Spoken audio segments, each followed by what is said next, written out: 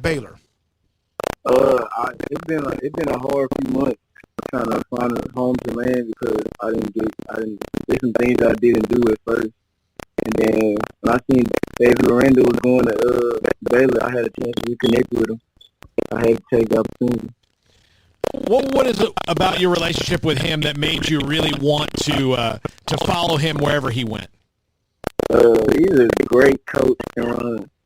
And you know how he gets close with his players, not just coaching them, but as humans too.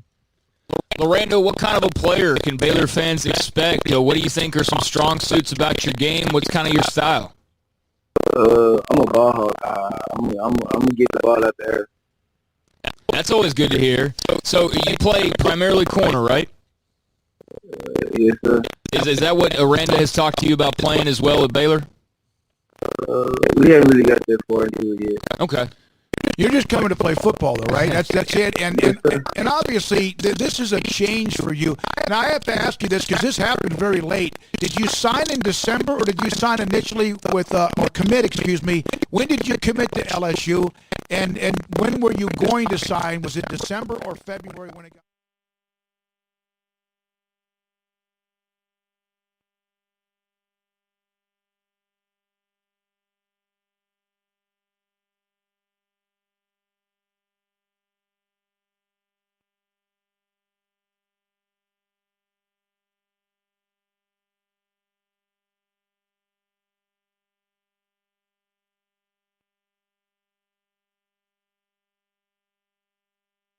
Welcome to SicEm365 Radio.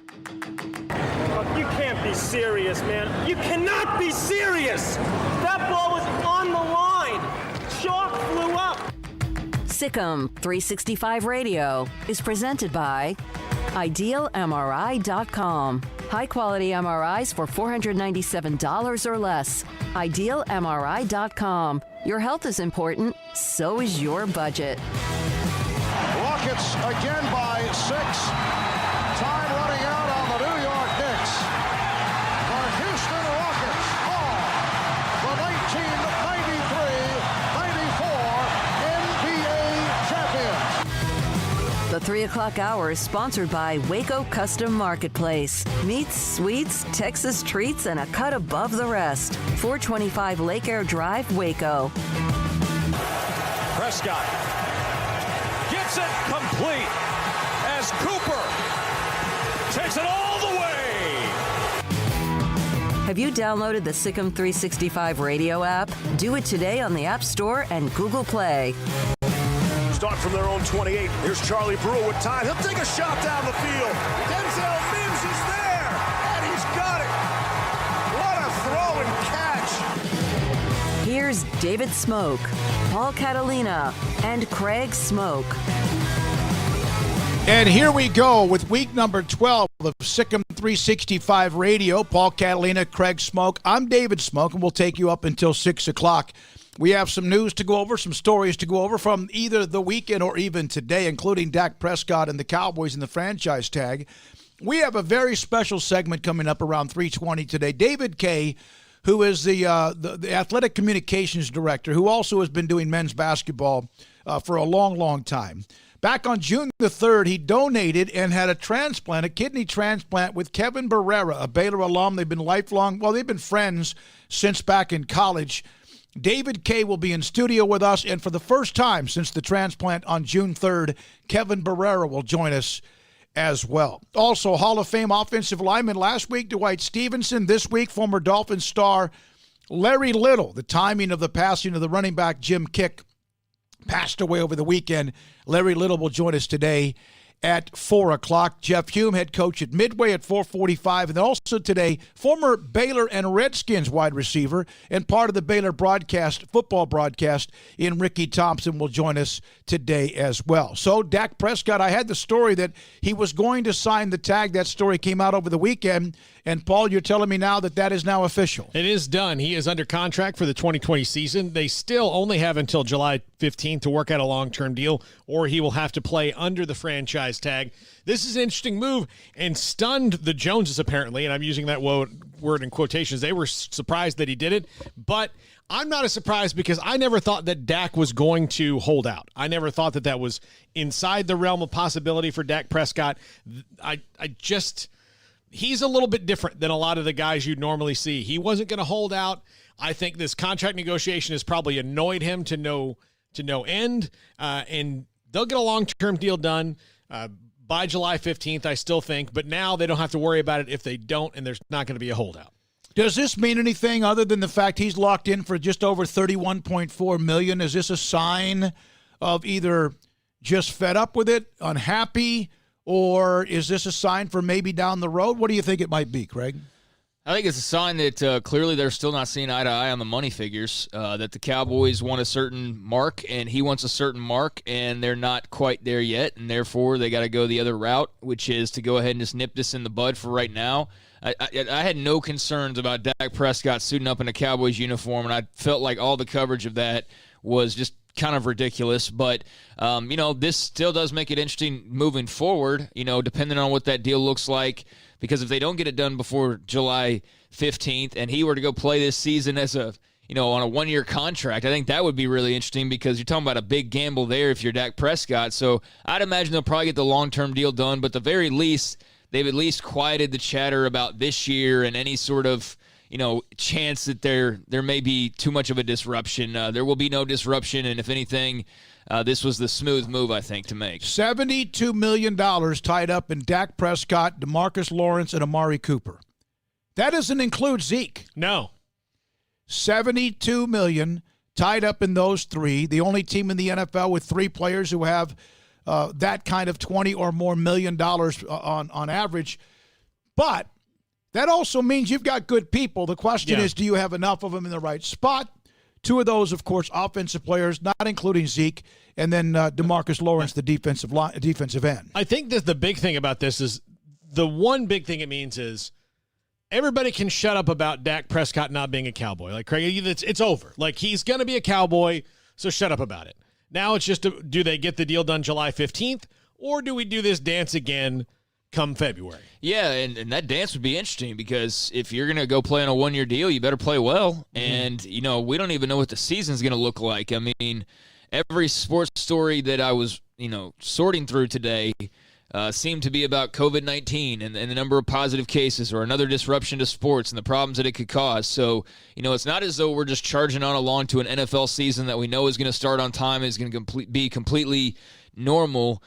If anything, if they are to have a season and Dak doesn't get a deal done by July the 15th and he were to play kind of a stunted or perhaps even weird year under a, 1-year contract for all intents and purposes, that could mess with his money a little bit. So he must have a lot of confidence in himself that he could do that, or he and his people just have confidence that they're going to get this deal done in the next 3 weeks. All right, so that's that story. Also, Baylor commit Kyron Drones from Shadow Creek, young man who we had on the air the day he committed to Baylor, has been, along with 7 players out of Texas who are a part of the Elite 11 staff for the opportunity, of course, to are they going to have that event, Craig? That was moved to Dallas, I'm not sure, but Demetrius Davis, North Shore, Caden Salter from Cedar Hill, both going to Auburn and Tennessee. Newsmeyer going to LSU from Flower Mound. Marcus Drones committed to Baylor. Balin Morton from Eastland committed to Texas Tech. Grayson Jones from Plano John Paul II. And Maddox Kopp from Houston St. Thomas, both are uncommitted, will be a part of Elite 11 as well. It looks like they're holding an event, which I'm kind of surprised by, but June 29th through July 1st, they're in Nashville, Tennessee. So okay. That will be, where that Elite 11 competition will continue on and, where these guys have been invited to compete in. So that's along with the opening and that offensive line academy they have as well. All right, so Big 12, this is a story that Zach Barnett, I think initially was in the Dallas Morning News. Big 12 championship. The athletic directors, Mac Road, will join us tomorrow at what time? At 4:20. And also that they should be releasing soon any statistics about the testing, the latest updates on those players who arrived and those players who have been tested, And last week, of course, it was 3 out of just over 50, and that news should be coming down momentarily. Hopefully it's not LSU numbers. I kind of feel like it's going to be, compared to others, it'll be relatively pretty good news. Again, one test is too much, but I think in the end it will probably end up being pretty good news. Well, LSU's got 30 guys that are either positive or in quarantine, right? 30. So they're looking at moving the game back from Saturday the 5th to sometime the following weekend, but they got to get a lot of different people to say, okay, that's fine, including the Cowboys in AT&T Stadium. Yeah. There's so much stuff this is gonna be such a bizarre season. You know why? Well, what did Mac Roach say? It's not gonna be normal. It's not gonna be normal. What I'm ready for is that they're gonna try to play, but I mean, and they're gonna play games. It's just gonna be spotty. There's gonna be games we find out, well, these two teams have too many people in quarantine, so. Yeah, I don't know. I have no idea what it's going to look like. I don't even want to speculate because it's just so uncertain what it's going to look like. I mean, we could easily say it's going to be stunted and there's going to be, delays every other week, or there's going to be games that are completely canceled because like 60 guys are in quarantine. That's all very possible. It's also very possible that, they go and they play 12 games in a row and there's not any interruptions as far as cancellations because guys are getting it, but maybe it's not too much to where your team's in danger of not being able to play. But yeah, I mean, whatever it's going to look like, it's going to be weird. It's not going to be for certain just rolling up to McLean Stadium on a Saturday, getting out and tailgating and doing pregame and walking on in and glad handing with everybody and 20 people in an elevator. I mean, all that's going to be different for sure. Yeah, no doubt. So that is something to look at, and maybe by giving yourself a buffer week other than just the regular bye weeks, then perhaps you can survive a week or two that doesn't work right. Bowdoin College, a Division III school in Maine, plays football, announces they will not have any fall or winter sports during the fall semester. Hopeful sports will return in some form during the spring semester. Baylor, remember we had Dejanay Carrington, this has been seemed like a month ago, from Stanford, announced she was going to transfer to Baylor. Baylor just today was able to confirm that as far as make it official, the graduate transfer. She was very delightful to listen to and talk to when we had her on our show a few weeks ago. Oklahoma State, remember they had this big deal with the NCAA and no postseason, right? The ban. The thoughts were Cade Cunningham, who's the potential number 1 pick of the draft, may say, okay, I'm not going there. He's decided to go there. That's a huge deal for Kevin Boynton and also the Cowboys of Oklahoma State. Stud, number 2 prospect on the ESPN 100 list. All right? Is it Mike Boynton? Mike Boynton. I'm sorry. Yeah. Mike Boynton. Yeah, no, that's kind of surprising. But then again, I mean, I don't think this guy's really long for college anyway. So he's probably just looking at it as like, I already made the decision. I'll just go do it. Whatever. We're not in the postseason. I'm going to be in the NBA soon regardless. So whatever. But that's still great for Oklahoma State for sure. Yeah. And so also I was on Big 12 Network yesterday with Ari and Dave Archer. Dave Archer is going to join us tomorrow at 3:30, and I think we're going to have former A&M All-American and longtime Dolphins star Richmond Webb. We have Larry Little, Dolphins Hall of Fame guard. We had Dwight Stevenson, Hall of Fame guard last week, but looks like Richmond Webb will be on with us sometime tomorrow or Wednesday, Tuesday or Thursday. We've had a lot of Dolphins. But my thought was we started. Yes, we have. We started looking at the team. The whole special teams is basically back, right? Mm-hmm. And then you look at the Lovett and Ebner and R.J. Sneed and Tyquan Thornton, and then you kept hearing about up-and-coming Yusuf Terry, Josh Fleeks, among others. And isn't the offensive line, should it not be better than they've had since 2016? Yeah, I would think so. The depth, the experience, the talent, should it not be? I mean, it should be. Yeah, I mean, it's been 4 years of developing this thing, so I would hope so. So yeah, they've got guys now. They've got guys who have played. They actually, really only started to have guys with legit experience outside of Sam Tecklenburg last year. 2019 was the first year where they had guys who had logged enough games to be like, okay, this guy knows what he's doing, and they still had to deal with some injuries and put in some people who hadn't played. But with Khalil Keith coming back and Connor Galvin and all those guys who've all played. Casey Phillips, who got under fire, was given opportunities. The offensive lineman, Newman, Bettier, Valentine, all of them. So they should be way better. You'd think. And Newman playing what I think will be his natural position at center, I think it's going to be really good. I mean, they haven't had a solid, and I mean solid offensive line, one that you can rely on more often than you cannot in about 4 years. Mm-hmm. And understandably, in Matt Rule's first year, he had 6 scholarship players. That was a disaster that it even got to that point. But, it is what it is. So they slowly but surely built it up. There have been a guy here and there who have decided to depart and leave, but for the most part, they've been able to maintain around, 20-ish scholarship guys, 15 to 20 scholarship guys. So they doubled almost 2.5 times the number of guys they had when they first arrived. So the situation that Dave Aranda's walking into is much different than the one that they walked into 3 years ago. So I expect them, to be much better veterans, numbers, etc. In the next segment, David Kay from Baylor Athletics and Kevin Barrera, they'll join us on the kidney transplant that occurred on June the 3rd. And I just got a couple of notes from people when I mentioned this on Twitter about David Kay, and I spoke with others, members of the family, about what led to this. It's the first, David Kay was on the radio soon after that time, but it's the first time Kevin's really talked about it since the surgery on June the 3rd. We'll have that coming up the next segment. Larry Little, Hall of Fame guard.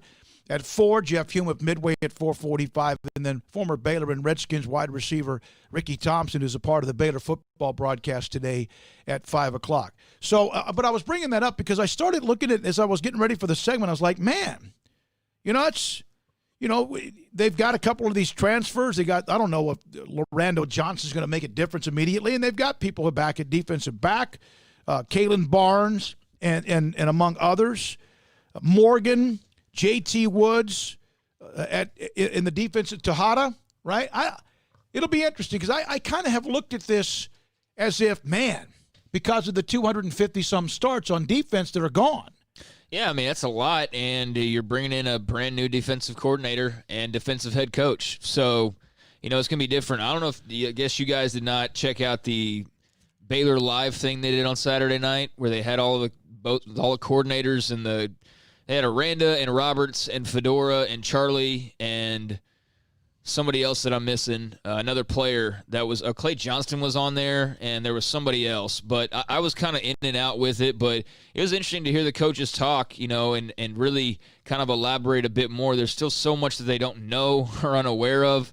I think Ron Roberts has a little bit of an idea because he had mentioned that he's studying a little bit more some of what he's got on campus versus what Fedora has done with what he's got on campus. So, yeah, I just think it's such a weird offseason, I'd be so much more confident if this was normal and they had spring ball. I would be feeling a lot better, but just the uncertainty and the lack of one-on-one time that they've had does give me a little bit of pause heading into this season. All right, coming up next, David Kay and Kevin Barrera, friendship and a kidney transplant. That story next on SicEm365 Radio. Waco Custom Marketplace at 425 Lake Air Drive in Waco. It's time to fire up the grill, heat up the oven, get the deep fryer going. And I was there, on Saturday, going by to pick up a couple of things at their butcher shop.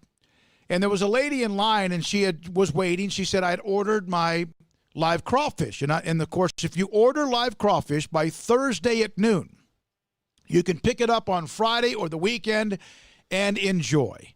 Live crawfish, 30-pound bags, along with whatever else you want in that crawfish boil, whether it's sausage or mushrooms or potatoes or anything else you need. It's Waco Custom Marketplace. And if you want to customize your steak the way you want it cut, whatever steak it might be, whether it's bacon-wrapped filet, a T-bone, or ribeye, whether it's a bone-in ribeye, from hamburger meat to the steak you want, the butcher shop can help you with that, poultry, pork, and seafood as well. And the bakery bakes bread fresh every day, along with kolaches and pies and cakes and more. It's Waco Custom Marketplace, open throughout the week, and if you order live crawfish, 30-pound bags by Thursday at noon, you can pick it up. Their doors are open. You can pick it up for the weekend. Waco Custom Marketplace, 425 Lake Air Drive in Waco. Texas board-certified personal injury trial lawyer and Baylor alum David Willis and Baylor alum Parker Willis are ready to help if you or a loved one has been wrongfully injured in an auto accident, SUV rollover, industrial accident, 18-wheeler crash, or were seriously injured by a defective product or recalled drug. Call them for a confidential and free case consultation at 1-800-GOT-HURT or visit them at texastriallawyer.com, principal office in Houston, Texas. Have you ever thought about how great it would feel a month or 6 months or a year from now if you weighed less and were in better shape and more fit than you are today? Think about that. Words can't explain the confidence I have because of what I've experienced and what I continue to experience every day at Waco Regional Tennis and Fitness. I promise if you join today, you'll thank me later. Offering a variety of different classes, over 40 of them every single week, including boot camp on Tuesday and Thursday mornings. And there's free daycare. Waco Regional Tennis and Fitness open Monday through Thursday 5 to 10, Friday 5 to 8, Saturday and Sunday 7 to 7. Contact personal trainers Christy London or Randall Corley and let them make you feel better about yourself. Also, world-class tennis facility with Pro Britt Coleman and Director of Adult Tennis and Special Events Joe Rosa. A spacious, clean, and sanitized workout room, no intimidation, tremendous camaraderie, an all-new atmosphere that will make you love doing burpees. It's time to react today, not tomorrow. Waco Regional Tennis and Fitness on Lake Shore Drive in Waco.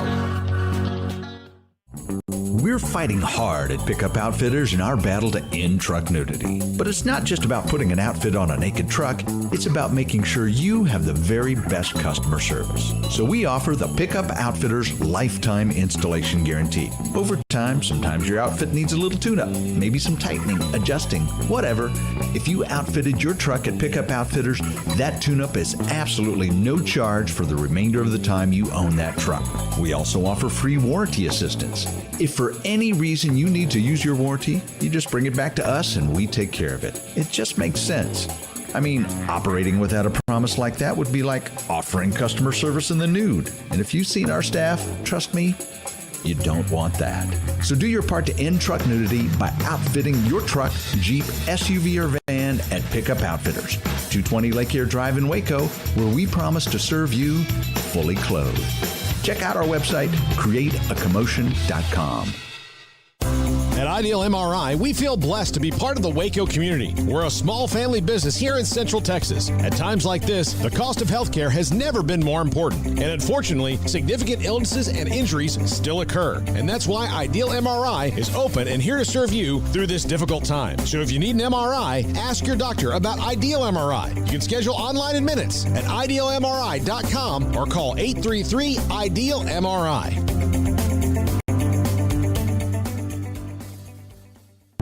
This segment on Baylor Athletics on SicEm365 Radio is brought to you by Richard Carr Buick GMC Cadillac, located at the Imperial Drive exit off Loop 340 in Waco. Proud supporters of all Baylor Athletics. First time I heard about what was going to happen on June the 3rd with David Kay and Kevin Barrera was a tweet from Kyle Robards, who's the athletic communications director for women's basketball at Baylor. And he mentioned that David Kay, who's head of athletic communications at Baylor, and his friend Kevin Barrera are going to go through a kidney transplant. And this story is from back in the days when they went to school together. David Kay is in studio with us. How you been, my man? Good to see you. Doing really well. Good. And then also Kevin Barrera joined us on the phone on our hotline. Kevin, are you there? Yes, sir. All right, good to have you both. We appreciate it. So when did this, Kevin, we'll start with you. When did you find out about the need you had and kind of take us through that first, if you don't mind? Yeah, absolutely. So I'd done some I'd been seeing a doctor like every 6 months, my primary care. Back in October 2019, they noticed that the kidney function was really low. At the time, I probably had like 10% function left in both kidneys. And so he immediately sent me to a nephrologist. Kind of weird the way it happened. So I met with the nephrologist. He went over my blood work, and he kind of looked at me and was like, "Do you feel okay?" He had mentioned my skin color was kind of really yellow and stuff. And just based on the blood work, he was like, "You need to go to the hospital right now," just based on where your numbers are at. So my wife was with me, Stephanie, and it just kind of caught us off guard. But we ended up going to the hospital. That was probably the beginning of October. And I spent about 5 days in the hospital, and they ran every single blood test you can think of. They did a kidney biopsy. They're mostly just trying to figure out what attacked the kidney so quickly, because the function had gone down pretty much within a year, which to them was just, it was kind of crazy that it happened so quickly, because usually it happens kind of over time. So they were just trying to run every test they could to figure out what was going on. And so, we did that. They told me I was going to need a kidney transplant, but in the meantime, I was going to have to do dialysis. And so, I met with the dialysis clinic over in Temple, and, they set me up, and they were excellent. Just the care that I received from those guys, it was all first class. But I was able to do something called peritoneal dialysis. They put a port. Everyone has a peritoneal membrane kind of in their abdomen area. And so what they did was they installed a port inside of that membrane, and I was able to have a machine at home. And so I would hook up to that machine every night when I went to bed, and basically it would just clean the blood and everything. And so I did that, I guess it was about 6 or 7 months that I was able to do that at home. So it kind of kept me from having to go in the clinic 3 times a week. So that was really nice. But all in all, the whole process took about 6 months that I did the dialysis, and then, that led to our transplant on the 3rd. David K., how did you find? I know you guys are close friends. You were both in each other's weddings. You went to school together. You've stayed in touch. How did you find out? And then let's take us through your process of the mind that David K. and how it works. Well, so found out from Kevin. He told a large group of us just what he was going through and that he was going to need a kidney transplant. And he obviously wasn't asking anyone to look into it, but he shared the information on I believe on his Facebook page of, if you wanted to look into being a donor, here's how you can do it. And so I took some time to think about it, just because I didn't want to sign up for it if I wasn't going to go through with it. So I did some research, looked at everything online, and thought, okay, this is something I can do. And so then I actually was having lunch with Kevin one day, and I said, hey, I haven't done this yet. And so we sat there together, and I did it on my phone. And one of the first questions was your blood type. And when he told me he had the same blood type as me, I said, this is going to happen. Wow. I really think I'm going to be the match for you, and it's going to happen. And I didn't expect it to happen as quickly as it did, especially with the pandemic and everything. But it was just amazing how that all came together, just from... So you knew when you saw the match, this was inevitable. Well, I mean, blood type is only one part of the match, but I really felt like that was going to happen once the blood type's like the first initial rule you out. Yeah. And so Sure. Once I wasn't ruled out on that, I thought, man, I'm a fairly healthy guy. I just don't see any red flags here. I think it's going to, it was just more of a gut feeling, but I felt like it was going to happen. Yeah, outside of your barbecue habit, David, I would say you're an extremely healthy dude. Yeah, well, we were actually eating barbecue when we had that lunch. So, but yeah. But this is, you were telling us earlier, though, and for both of you guys, that this process, I mean, obviously for Kevin, it's a lot harder, but for you, for anybody who would want to be a living donor, that it's not all that arduous, is it? Yeah, no, it's crazy. And that's why I really I'm thankful to get to do an interview like this, because I'm sure other people are going to hear opportunities in their life to do something like this. And it sounds so complex and like it would be a long recovery. I mean, I missed a week and a half of work, and if I really had to, I probably could have gone back earlier. Mm-hmm. We're almost 3 weeks out now, and I feel pretty much back to normal. And I can have a totally normal life. I mean, I can't have a terrible diet, but you can't have a terrible diet when you have 2 kidneys. Mm-hmm. So really, it's just kind of amazing how you can go through something like this, and it doesn't really change your daily life very much. Kevin, I know that kidney, and I've done a little research, and I've talked to Stephanie and also Emily, but this could have taken years, right? This could have been something that you might not have been able to depend on a cadaver or a live kidney. This could have taken years. Yeah, so the average is about 3 years. But most people have been, 4, 5, 6 years deep into, dialysis. And honestly, there's some people that, I guess, depending on, how old they are when they find out, that they just decide to stay on dialysis the rest of their life. But yeah, so for us, they told us at the beginning that it was about 3 to 5 years was usually the time frame. Now they figured with me it would be quicker because, I had a greater chance of being able to get a live donor, or, I would have to wait for a cadaver, but they were confident that I would be able to find a live donor with my age, and, everything else that, they found in me. And so they kind of figured it would take less time, but honestly, I don't think any of us thought it would be 6 months. I was thinking maybe a year or 2 years, something like that. But, but yeah, the average is usually about 3 to 5 years. Paul Catalina, Craig Smoke, I'm David Smoke. David K. in studio with Baylor Athletics and Kevin Barrera, who just on June the 3rd had a kidney transplant. And every time I've checked in with you, you've said you felt great. And here you are, David, you said a week and a half in a pandemic. And so you're right. If someone gets fearful, not because of the ones that need the kidney, if you need a kidney, you want any opportunity that, oh my God, it's insane how quickly you recovered from it. It's crazy. And it's a laparoscopic procedure. I mean, I have like a 4-inch incision and a couple of smaller ones, and I'm not sure you're really even going to see much of a scar at the end of this. It's just crazy, the technology that they're able to use to do something like this. And one thing with doing a live donor, the statistics show that it's so much more likely, the odds of rejection are so much lower, and the average length that it will last to the recipient is significantly longer. So they always favor live donation whenever they can, even though, if he waited longer, he might have been able to get a cadaver kidney in a few years. It's still better to have a live donor. What was Emily's reaction, your wife, when you said, I'm going to donate my kidney? I'm going to think about donating my kidney to Kevin. Well, she wanted to sign up for it as well, to be a donor. I mean, we've been friends with Kevin and Stephanie for a long time, and she found out pretty quickly she would be ruled out, so she didn't. But it was going to be hard for her to tell me no when she was wanting to do it herself.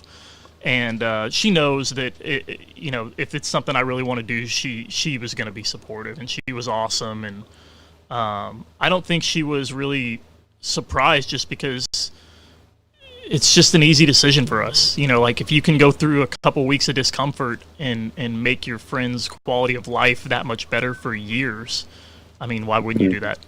Yeah, and would you say that was your fear, Kevin, that, I mean, you have good friends and everything, but was your fear that people would be too afraid to just take the plunge?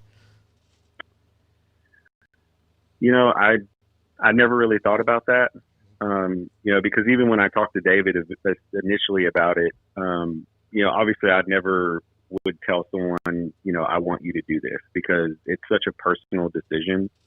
And it's funny how, I was kind of taken aback at how quickly he was just gung-ho about signing up.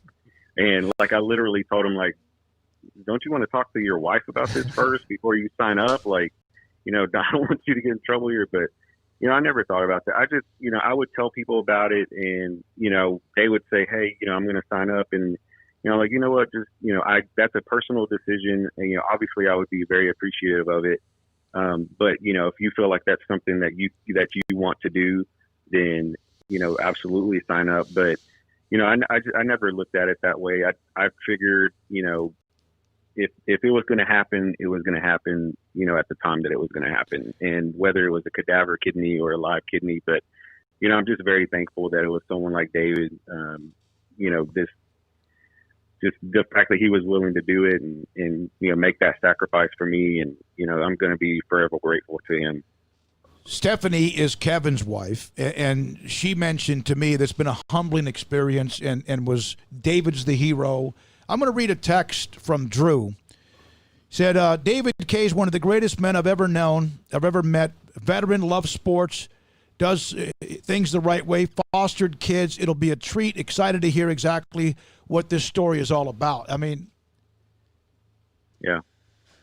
No, and honestly, we've had another opportunity, and he kind of went on, he did an interview last week or maybe the week before, but, I had an opportunity to come on that call with him, but, I mostly wanted him to talk and, tell his story because, I've told several people he's the hero in this situation. He will never say that or talk like that because that's just what kind of guy he is. But, he's the hero in this. Like, I just took his kidney, and I was thankful that, I was able to do that. But, he's has the great story here. And I think people need to, I want people to listen to him and hear about his experience and, what it took for him to go through that. But, I want him to tell his story and, more than me, but yeah, I mean, all that stuff that person said, I mean, it's all true. So the surgery is June the 3rd. You go in like at 5 o'clock in the morning, correct? Yeah, it was a little unfair. Kevin didn't have to go until like 2 or 3 hours later. Kevin got to sleep in a little bit. Yeah. Right? Did you sleep the Well, night? I think they also wanted to make sure that they got him into the hospital first before I went, just in case he tried to leave. Kevin, did you sleep the night before? Yeah, I did. Okay. Yeah. David, did you sleep like yeah, normal? I mean, I got like 3 or 4 hours. It's hard to get to There's sleep some when you have to wake up so nervousness early. Yeah. Is it kind of like when you have to get up for a flight? I tried to 4 think o'clock? of it. Yeah, that's how I tried to think of it like get up for a fishing trip because that's a little more fun. Yeah, but yeah, no, it was very much like when you get the 5 a.m. flight out of Waco. Yeah, like, you can't you've got to get up. There's no well, if I sleep a little later, it's not a big deal. You have to get up. That's the kind of sleep you had. Yeah. Oh yeah. And so you're waking up like every hour because you're afraid you're going to oversleep. Yeah, but it was really cool. Like I never had any doubt this is something I wanted to do. And they tell you multiple times, hey, you can back out anytime. You can back out the day of the surgery if you want to. I never was going to do that. But the night before the surgery, Kevin posted a picture hooking up to his dialysis machine and was just saying, like, hopefully this will be the last time for a while. Mm-hmm. And it was like, man, this is cool. Like, I really feel like this is something really important, and I'm so privileged to get to do that. And Kevin, dialysis is no picnic. I mean, it's hours and hours at a time, right? It's not like you do it for 30 minutes. Right. When I hooked up every night, it was a 9-hour treatment. So, and I could only probably go like 10 or 15 feet from the machine with the stuff I was hooked up to. And so, I mean, I'd go to sleep and, my wife would get mad at me because the dog would scratch on the door at night. In the middle of the night, she'd have to let her out and, she's looking at me because I can't unhook from the machine. And so she's having to get up and do it. And so she's just giving me that evil eye. But I mean, so I would hook up. It would take about 9 hours. And usually I tried to time it to where, I would be able to get up around 7 or 8, something like that. So, but it's a process. Who's better playing poker? Well, Kevin can never bluff me again after this. So I think... Good point. That's perfect. Yeah. Kevin, you lost your edge. You lost your edge by this now, right? I did. I can't. Yeah. I mean, basically, any pot we're in, he's going to win if we get to the river. So. That's fantastic. All right. Now, this is something, again, June 3rd was the transplant. David K. goes in around 5. Kevin goes in a little bit later that morning. And then both of you, it takes a while, obviously, but what was the first question, David K., you asked when you came out of it? I mean, I was told I was asked that I asked, how's Kevin doing? You have no idea. I don't know if that's Kevin, true or not. Kevin, what was the first question? Okay, so your first question was, David? Yeah, how's Kevin doing? Kevin, what was your first question when you came out of whatever the drugs were? Well, I remember mine, and it was, how is David? How I asked how he was doing, how David was doing. Not how you were doing, not how the kidney was, like, I know it's going to take, but no. Yeah. No. Yeah, no, I mean, I wanted to know if he was okay because, I mean, you never know. I mean, he's back there, you never know what could happen during surgery. And so when I came out and I was in recovery, that's the first question I asked because I wanted to make sure that he was okay. So where are you at in your recovery right now? I went to a transplant appointment last Tuesday. I go again tomorrow. But last Tuesday I was basically released to, the first 2 weeks I was basically in isolation. So we set up one of our rooms as an office, and so had computer and TV and stuff in there, and I basically was confined to that room pretty much all day. The only time I would come out was to just eat during the day. But last Tuesday I was kind of able to go around the house, go outside, and things like that. But I have to wear a mask anywhere I go. Right now I can't really be around people. Like I can be around my family, and we've had we had David and Emily over for dinner late last week, and so I can do stuff like that. I just can't be around a big group of people. And then people have to wear masks when they're around me as well. But I can drive now if I want. Like the recovery has been unbelievable, just with how much trauma my body. Obviously, my scar is gonna be a bit bigger than his, but I've had very little pain. I've had some swelling, obviously, but very little pain. I'm able to move around like normal. I'm starting to sleep better because I'm in my own bed now. So, I'm basically be able to do whatever I want. I just can't go out, to stores and restaurants and stuff like that quite yet. They said the whole process usually takes about 6 weeks for the kidney and levels and everything to kind of level out. So we're looking at probably middle of July where I can start going out. Let's say you guys are at lunch, barbecue, wherever It's barbecue. And, That's David K. And David K needs a kidney. Kevin, I'm talking if about I'm a normal person. Yeah, if I'm a normal person, no, he's gonna get it. He's gonna by get the it. way, you're I out can't of, give him. Yeah, I you're can't out give of him mine. Give him his back. Yeah, you're well, hold on, no. Because he's got 3 now. They don't take out his bad ones. What? Yeah, I was like, you can't even work out a trade here. You can't even give me like one of your. Can't just put them on ice for a little while. No, There's no player to be named. There's no kidney to be named later. No, and his kidney function is better than mine right now. Oh, wow. Like, hey, I did not know that. Yeah. Tap the brakes, Kevin. Yeah, You're showing off at this point. So they only take your kidneys out if there's something like if you have cancer or if there's some other type of disease or something that your kidneys have. Other than that, they just add the third one in your pelvic bone area, and then you keep the other 2. So I wouldn't say that I have 2 kidneys or 3 kidneys. Like it's more of like it's acting like maybe 1.5, maybe less than that. I had no idea. Yeah, I do have 3 of them. I thought the did reason not know that. I thought the reason he would have to go in first is they got to make sure they get his kidney out and it's all right, and then you've got longer surgery because they got to take 2 out of you and put 1 back in. Isn't that? No. Yeah. No, they leave him. He Yeah, gets 3. If as long as there's nothing wrong with them, they leave them there. How much does a kidney weigh? Oh, it's like a quarter of a pound. I was really disappointed. I thought I was going to get to lose some weight. I was going to say, you're in great shape. But yeah, if you worry about your weight, then Kevin gained 3 or 4 pounds, and not even that. No, a quarter of a pound, 4 ounces. Wow. Yeah. Okay. Crazy. I've actually lost weight too. Good for you. Well, and has there been anything whatsoever, Kevin, that you have felt that's different besides feeling better? The only other thing I've really noticed is the color in my skin. It's more bright. I guess it was more pale last time, and now it had more of a yellow, darkish tint to it. My skin color, but now it's more pink. Like it just looks more. It just looks better. The skin just looks better. That was the first thing we noticed. Our hospital rooms were 2 rooms apart. Right. And after the first night, I had to get up and walk. And I walked by his room, and my wife's next to me, and we looked in, and they wouldn't let us go in there, but we could look in and see him. And it was her first comment was, "Oh my gosh, his color's back. He looks normal again." Was that the first time you'd seen him? Mm-hmm.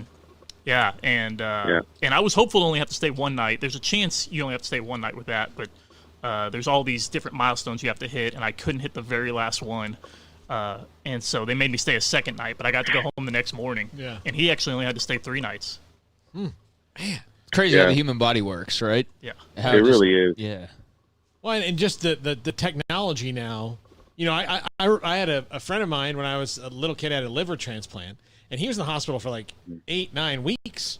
And he was and he's still alive today and all, and like we were 12 when this happened. But I remember thinking like, man, I hope I never have to do that just because I don't want to be in the hospital for 2 months. But You're at in 3 days now. Yeah. That's unbelievable. Yeah, it's initially crazy. they told us I'd be in the hospital for 6 days. But then when we went in, they're like, if everything goes well and the kidney's responding well, then you'll get out of here in 3 days. And I mean, within a day, my levels the levels that they check kidney function were pretty close to normal when I left. And they're still kind of amazed at how quickly the kidneys responded and how well it's worked. Because usually it takes about 6 weeks for all the levels to go down where they need to, and mine are pretty close to normal at this point. Kevin, when you hear humbling experience from your wife, from Stephanie, what Emily has said, David's as incredibly loyal as you could ever imagine.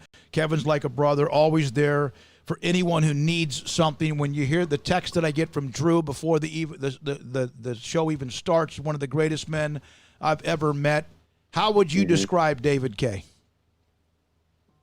Oh, well, I mean, to me, he's a hero. I mean, he's always going to be my hero. And the idea that I can say that he, really truly believe that he's one of my brothers now. I mean, that's the coolest thing to me. But I'll tell everybody every day that he's a hero for me. Because he made a sacrifice, and, it's hard to, I think people hesitate, because you're taking out an organ, and it's like, man, I just don't know, I don't want to get rid of that because I don't want something to happen later down the road or anything like that. But just for him to just say, you know what, I'm going to do this for my friend. And, so he's always going to be a hero to me, and he's always going to be one of my brothers for sure. That's been the coolest thing, is really, I feel like I have another brother now. We were close friends before, but we're family now, and our wives, Emily and Stephanie, have gotten closer. It's just really cool. Yeah, because Stephanie told me that she had not really seen you much. She met Kevin at MCC, then eventually, of course, then you guys were at Baylor, so you hadn't seen much. Yeah, I was in their wedding, and but yeah, I didn't really know Stephanie very well. It was more, Kevin and I hung out together. We have a larger group of friends that play poker together, and but no, it's just been so cool to feel like you're adding to your own family. Found out on October 19th, transplant June 3rd. Sometimes it's things amazing. Yeah. And now you mentioned, for those who have been maybe a little bit leery of giving up an organ. It just sounds like, why? Let's go over a couple of things for the education of a transplant, whether it's liver or kidney. I know everything's heart. There's different. Obviously, with a heart, that means you're gone. Yeah. But don't be afraid. Doesn't mean you can't be. It's normal, probably. But just for those who have thought about it, David, you again, with the experience that you've been through. Yeah, I mean, I feel like I can actually speak to it now because I've been through it. And it's just, I mean, it literally was maybe a week of some significant discomfort, hard to sleep, sleeping in a recliner, sleeping on a couch, sitting up a little bit. And then after that, you feel pretty much back to normal. And then, I need to continue exercising, which I had really only started doing a few months before the procedure, kind of to get prepared for it. And I joked with my wife that I'll probably end up being healthier now because I'm more conscious of it. And I say, hey, I need to make sure I stay healthy. But they told me, don't go seeking out salt for your diet. You can eat salt, food that's already salted, but don't go adding salt to already salted foods. And that's pretty much it. And just a general healthy lifestyle that you would have been encouraged to lead even before all that. We can still have a glass of wine with dinner. I mean, it's not, you don't have to rule out all these things that you would be fearful you might have to. Yeah. And it's just it's laparoscopic. It's just not that significant of a procedure. It's crazy to me that they can do something like that, and in a matter of a couple of weeks, it's like it never even happened. Yeah. I mean, to think that you have, what, as you said, a 4-inch scar is like the biggest incision. Like for a kidney, I mean, it's like they just took it out with a little thing. It's unreal. It's crazy. The only reason I have that big scar is because they had to get the kidney out. Yeah. The other scars are like maybe an inch each. Yeah. There's a few of them just from where they put in, the different tools. But, it's just nuts. And the team at Scott and White and Temple was incredible. We each had different surgeons, but they were great and really the whole process. We had a couple of appointments leading up to it to kind of prepare you for it, talk you through it, answer any of your questions or concerns, and they just did a great job putting your mind at ease. So this isn't free, right? I mean, there's bills to pay. How can we help? How can we? And where's the GoFundMe? Is there? What do you do? How do we? If whether anyone reacts to this or not, it's not free. It's very expensive. Well, I personally don't have any costs. Kevin's insurance covers everything on my end. I literally don't have a dime that comes out of my pocket. I know that there is a link. Kevin will have to give you the info on his because he does have a lot of long-term costs. Yeah. My insurance covered everything for David. So, luckily, and I'm thankful for that, that he doesn't have to incur any, other costs and stuff like that. But, we had, there is it's the National Kidney Fund, I think. I'll have to text. I can send you the link for it. But there's a link on there that people can donate if they want to, and I think someone else has a meal train thing that people can do as well. But mostly I just I have a hard time telling people to to give and stuff like that because thankfully, like my family, we're blessed that, we can, my family can help me with stuff like this. But I know that people do like to help. So I can send you that link, but it's a part of the National Kidney Fund. Okay. And all the donations. Oh, okay. Yeah. All the donations, I can only obviously use them for medical expenses, and obviously that's what I would use them for. But they are very specific, about what the donations are used for. So people don't have to worry about that. But it's you can even go on there and donate to just a regular fund just for other kidney people. So it's a good resource. There's a lot of information on that website. Kevin Barrera, David Kay, again, both had a kidney transplant. David's kidney to Kevin on June 3rd after being diagnosed with needing one to transplant the information. It was cool talking to Stephanie and Emily about it, and because it's like, Kevin, you've experienced some really hard times in your life. Does this make you believe in miracles? Absolutely. We have a very supportive church family as well. It's kind of funny when we first went to our church, we found out that the associate pastor there, his name's Ryan McCreary, but he has actually had 2 kidney transplants in his lifetime.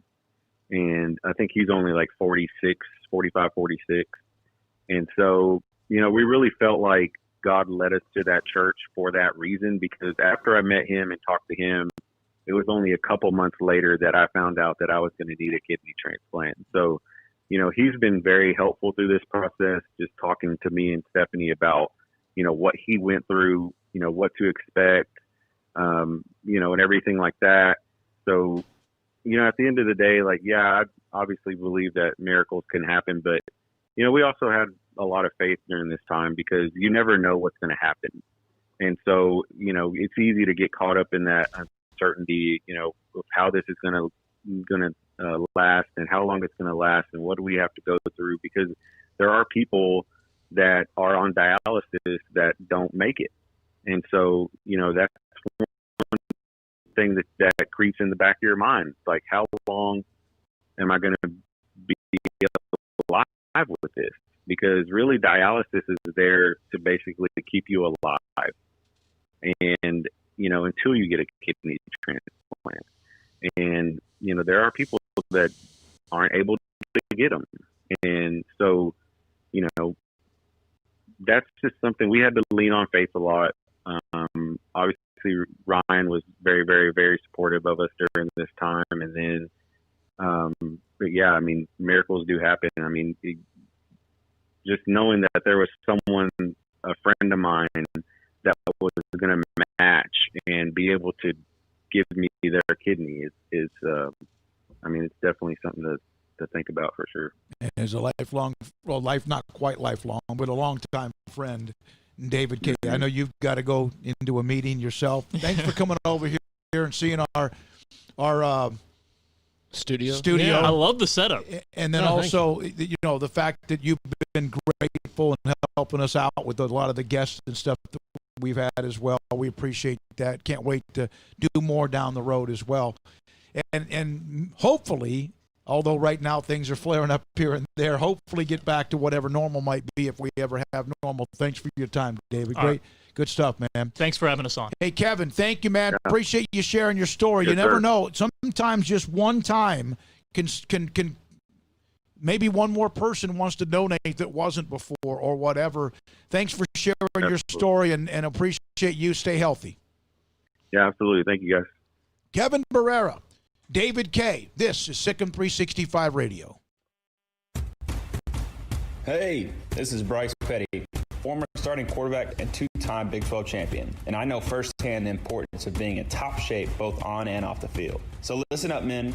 If you're feeling beat down day in and day out and looking for that high-performance edge that separates the men from the boys, then look no further than the Petty Clinic Low T in Waco. Petty Clinic is a comprehensive men's healthcare clinic with an atmosphere catering to men. Board-certified Dr. Kent Petty has a special interest in offering the highest quality medical care to men of all ages. Some of the services offered include screening and treatment for low testosterone or thyroid, infertility, high blood pressure, diabetes, high cholesterol, sleep apnea, while offering comprehensive wellness exams and complete men's health lab panels. High performance men, remember, it's not just a Petty thing. This is Bryce Petty, encouraging you to reach out and Google search Petty Clinic Low T or go to pettycliniclowt.com and get your complimentary lab screening today.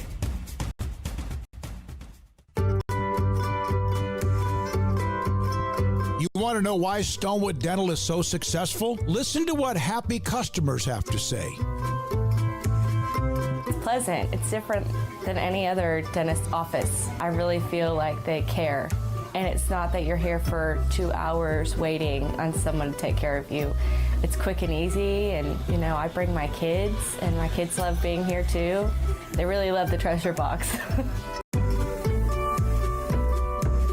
Staff is really nice and accommodating, real friendly. You feel more like home. It's not sterile looking. Everybody has their own personalized rooms with decorations and decor, and they'll even have a blanket for you when it's cold. I've recommended people to actually come here, and they are patients now. I really love it here. It feels like family. Learn more, stonewood-dental.com.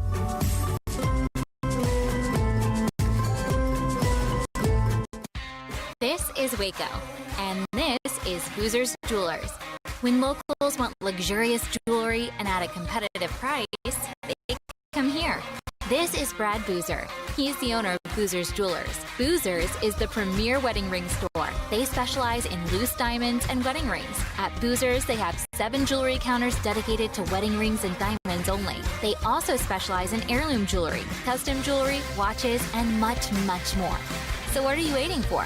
Stop on in today and discover why the locals trust Boozer's for their jewelry.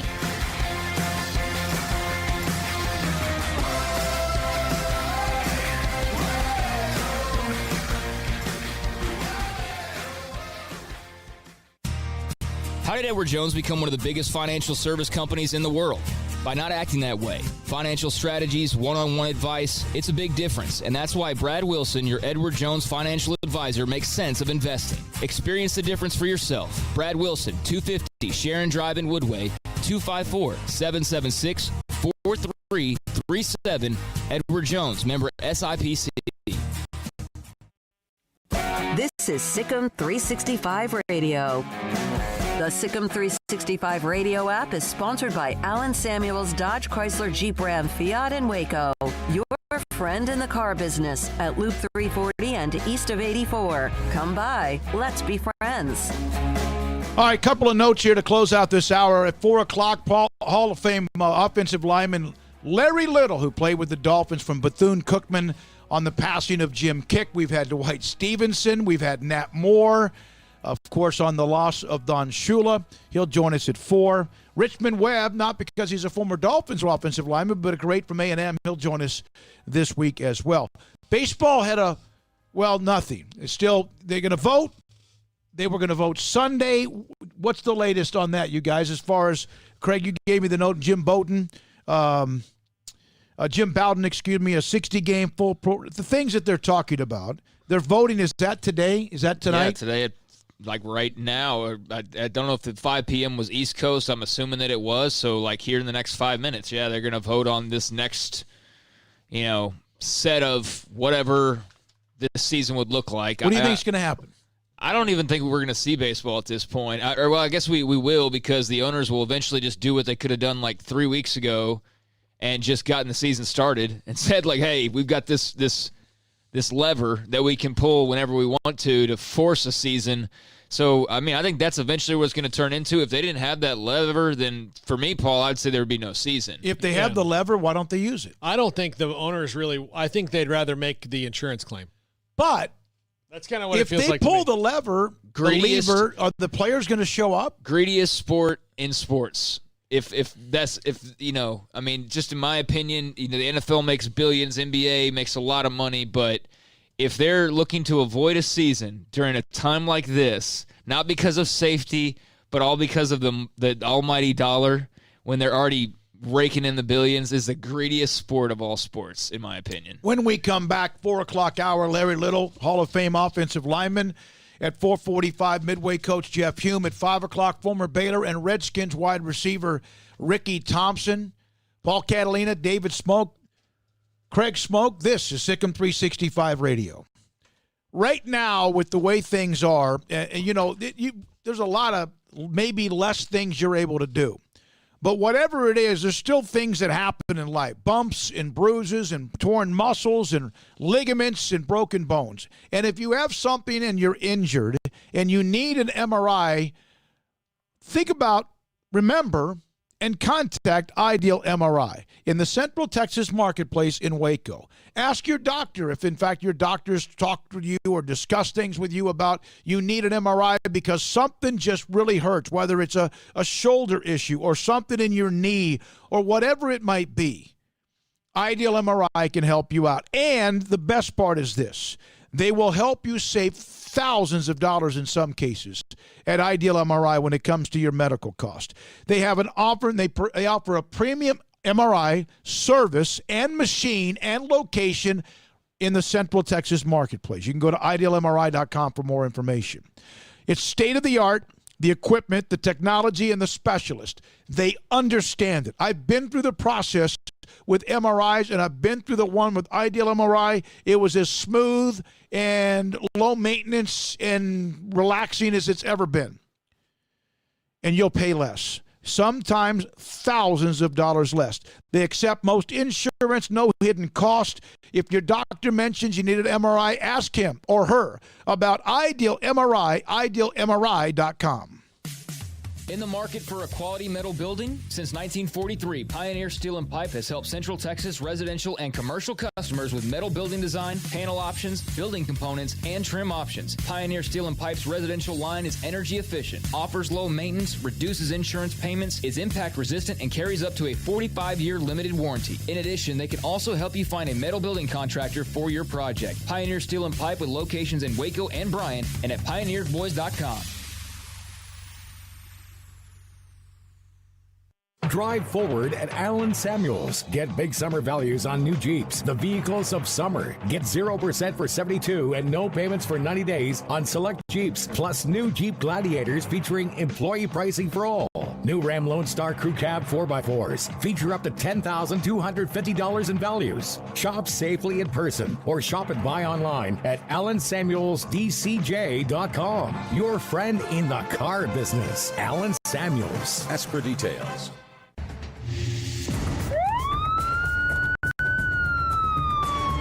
If you or a loved one or friend has been arrested and you can't afford bail, trust Terry and Chase Chapman at Chapman's Bail Bonds, covering Waco and McLennan County for over 25 years. Chapman's can bail you out anywhere with experienced, knowledgeable local agents who are committed to serving you professionally, respectfully, and with the highest integrity. Chapman's understands your privacy is important. Your freedom can be secured fast when you use Chapman's Bail Bonds. Open 24 hours a day. Payment arrangements available. Call Chapman's Bail Bonds. When you need help, 254-754-1603. When you ring, we'll spring. Riverbend Liquor and Wine has their easy-to-access drive-thru open and convenient and clean in-store location on the corner of Lakeshore Drive and North 19th Street in Waco. Riverbend Liquor has the best and most extensive variety of craft beer selections in Waco and Balcones whiskey, including single malt, pot still, baby blue, French oak, rye, and brimstone. Riverbend Liquor and Wine, family-owned and operated, and a hidden gem in Waco on Lakeshore Drive and 19th Street. And find out more on Facebook and Instagram.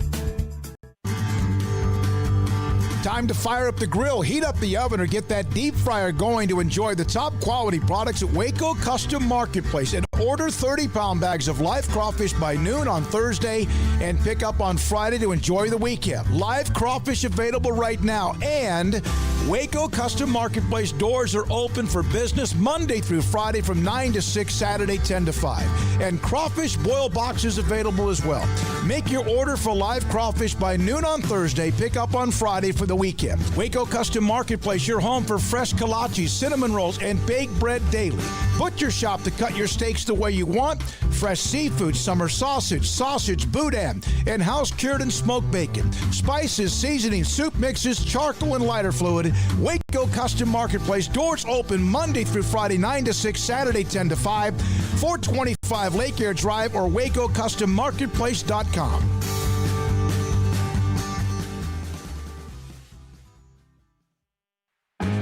This is SicEm365 Radio.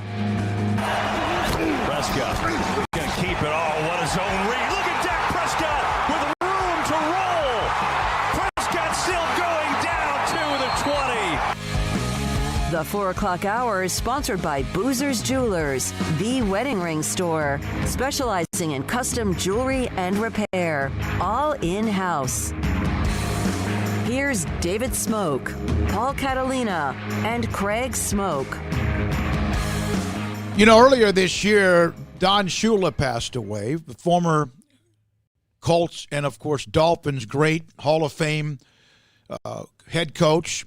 And then over the weekend, Jim Kick, part of that great running style, that Zonka, Kick, and Mercury Morris of the Miami Dolphins, the Super Bowl teams, passed away. He had been battling and fighting through Alzheimer's. He was 73. We had Dwight Stevenson on just last week, mainly talking about life and things in America today.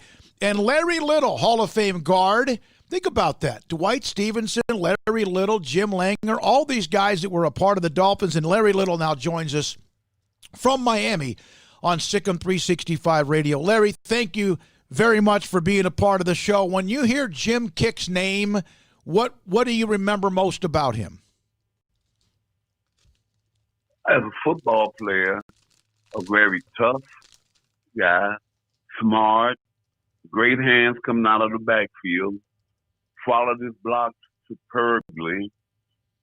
Personally, a great friend that's going to be missed.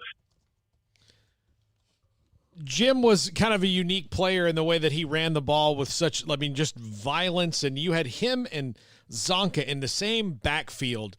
Did you guys ever worry about 3rd and 1 ever? Never. No, we didn't. You know, in fact, I love being in the 3rd and 1 and try to make a hole for both of those guys, but they're both hard, tough runners. And you knew you had to block the man in front of you. If you can block the man at all in front of you, they'll get the yardage. What was your experience like just being a member of the Dolphins during that time period? So many great teams, so many great players, but just what stands out to you during that run? And I know that in reading a little bit about you weren't particularly in favor of it at the time when it occurred, but it obviously worked out well for you. Well, with me growing up in Miami, see, Miami's my home. A lot of people didn't realize that. but I was the only Miami native on that undefeated team. But growing up in Miami, we didn't have, the only thing we had was the University of Miami when I was growing up, and they weren't very good. And for the Dolphins to come start in 1966, for the first 3 years, they weren't very good. And my first year in Miami, because I came in a trade from San Diego. And we were, my first year in Miami, we were 3-10-1. Then after that, we made the playoffs 4 straight years under Don Shula. And Jim was an integral part of those teams. Jim was good when we were bad. When we were 3-10-1, Jim was good. I think he was our leading rusher that year in 1969. So he was an outstanding football player. You had the mixture of Zonka, Kick, and also, obviously, we mentioned Mercury Morris and what he brought to the table. Do you think there's ever been a better, makeup of 3 different type styles of running backs who all could do a little bit of what others could do as well, but do it differently? Will you repeat that again? My phone broke up a little. Well, you had Zonka, Kick, and Mercury Morris, 3 different running backs, 3 different styles, but they all still could do a little bit of what the other one could do. Will there ever be a better backfield of 3 running backs, in your opinion? Never. One thing Mercury couldn't do, he couldn't catch. He could catch the ball, but he wasn't a receiver, a great receiver coming out of the backfield like Jim. And Jim was a better blocker than Zonk. But they were 3 unique kind of backs, and I enjoyed blocking for all 3 of those guys because if you did your job, they would get the yardage. So you're saying it was pretty much a dream situation for an offensive lineman because most offensive linemen, with Merck, I knew because we ran mostly sweeps with Mercury. And that's where my speed came in, because I could run for a guy my size. For Zonk, I knew I had to come off the ball. When I'm coming up inside, I didn't want that big head to hit me in the back. And the Jim, I could get any block I needed to get for him to get the yardage. Larry, what is it about Booker T. Washington High School that it just pumps out so much talent, not only in sports, but particularly in sports, but entertainment as well? But what is it about Booker T. Washington High School there in Miami that so many are successful? When I played at Booker T. in high school, we weren't good at all. I think we won 10, I played 4 years. We won 10 games in 4 years. Wow. My senior year, we won 4 games. That was the most games we had won during my tenure playing there. But there was so many great athletes. See, before I went to Booker T, there were great athletes at Booker T. But that was during the time of segregation. And all those most of the great guys from Booker T was going to Florida A&M down here in Tallahassee. So, but there was some great, and Booker T always had great speed. And in fact, they traded me for, San Diego traded me for, was Mac Lamb, and Mac also went to Booker T, but he played with the Dolphins for a couple of years, but he ended up playing in Canada. But they were always great athletes at Booker T. Washington. You mentioned Florida A&M, and you went to Bethune-Cookman, one of the 11, was it one of the 11 original historically black colleges and universities back when that was really one of the few options you had? Oh, and in fact, with me coming out of high school, a lot of what we call the bigger HBCUs, they didn't want me. Florida didn't want me. Grambling didn't want me. Southern didn't want me. So I didn't really have a choice but to go to the school that wanted me, and that was Bethune-Cookman. And another school that, ironically, that wanted to sign me was St. Augustine College in Raleigh, North Carolina. That's where all my good friends were going to school. My best friend went there, and we were a pipeline for St. Augustine College in North Carolina. But I made a decision that probably affected me for the rest of my life. I decided to go to Bethune-Cookman because it was in Daytona Beach. It was closer to home. And I wanted to be able to come home with my family on the short holidays, like Thanksgiving, if I had gone to St. Augustine, I wouldn't have been able to come home on the short holiday. Mm-hmm. But my senior year, you wouldn't be talking to me right now if I had gone to St. Augustine. My senior year, they dropped football. They have it again now. Yeah, they dropped football in my senior year. Yeah, so I made a decision as a young man that really affected me for the rest of my life. it's one of those things that sometimes things happen for a reason. It's like the trade from San Diego to Miami, you know? Yes. Larry Little, Pro Football Hall of Fame lineman, 5-time All-Pro, first-team All-Pro, 7 times All-Pro, 5 times Pro Bowl, 2-time Super Bowl champion, was inducted into the Pro Football Hall of Fame in 1993, and, of course, Jim Kick, who passed away over the weekend as well. I was looking at the face masks. Jim Kick had a face mask that was kind of like that bar without – Zonka had like the 1 or 2 bar with the little – horseshoe underneath, kind of, because he ran like that. It kept him from getting his nose broken, I guess. Kick had Jim Kick had my favorite face mask of all the ones that were ever made in football. He had kind of that double bar, and then Mercury Morris had kind of a combination of what he had, the bar coming down the middle. That was what Jim Kick, but had the one coming down the middle. Is that face mask of Larry Zonka, if there was ever a face mask that described a player, Larry, would that not be the one that described Larry Zonka, the one he had? It would, because like you said, about all the time he had his nose broken, and Zonka was so tough that we'll be in the huddle and blood would just be streaming out of his nose. And he didn't even go out the game. I mean, that was a tough son was done. Believe me, John was tough. In fact, John called me the other day after Jim passed away.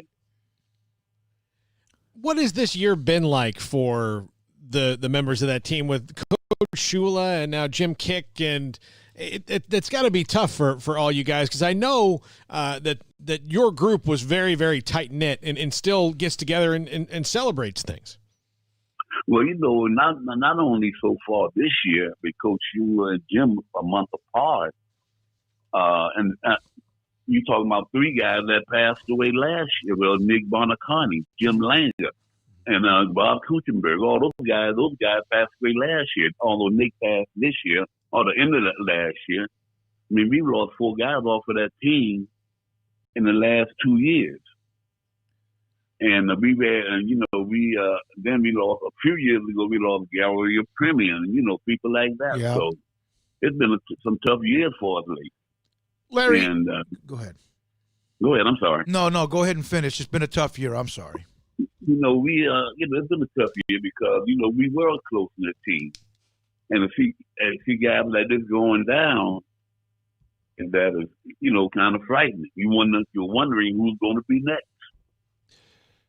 When you look at your career, and I can mention the trade from the Chargers, Craig brought that up. You moved to Miami. Then, of course, also the Super Bowl championship teams, and you could have been saying Augustine, instead of Bethune-Cookman or somewhere else.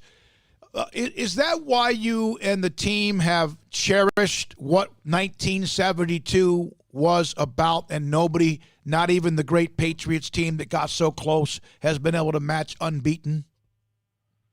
Too, if you look at our offensive line, the starting offensive line on that team, all of us were discarded from somewhere.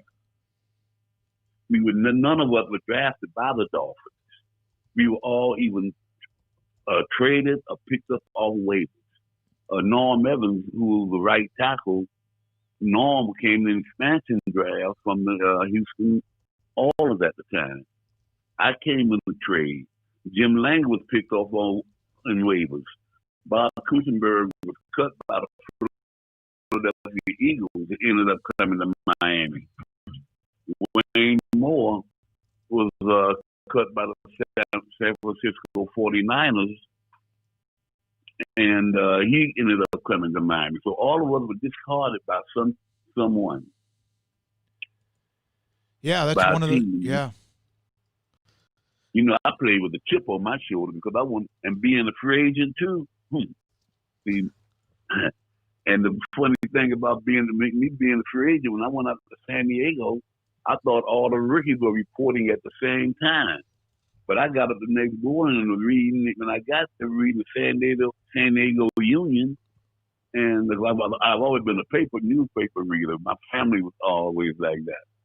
And they said, well, Sid Gilman brought in, Sid Gilman was the head coach, brought in about 30 free agents, about 2 of them be around when the regular rookies come in. I said, what? The rookies weren't coming until the next week. So that,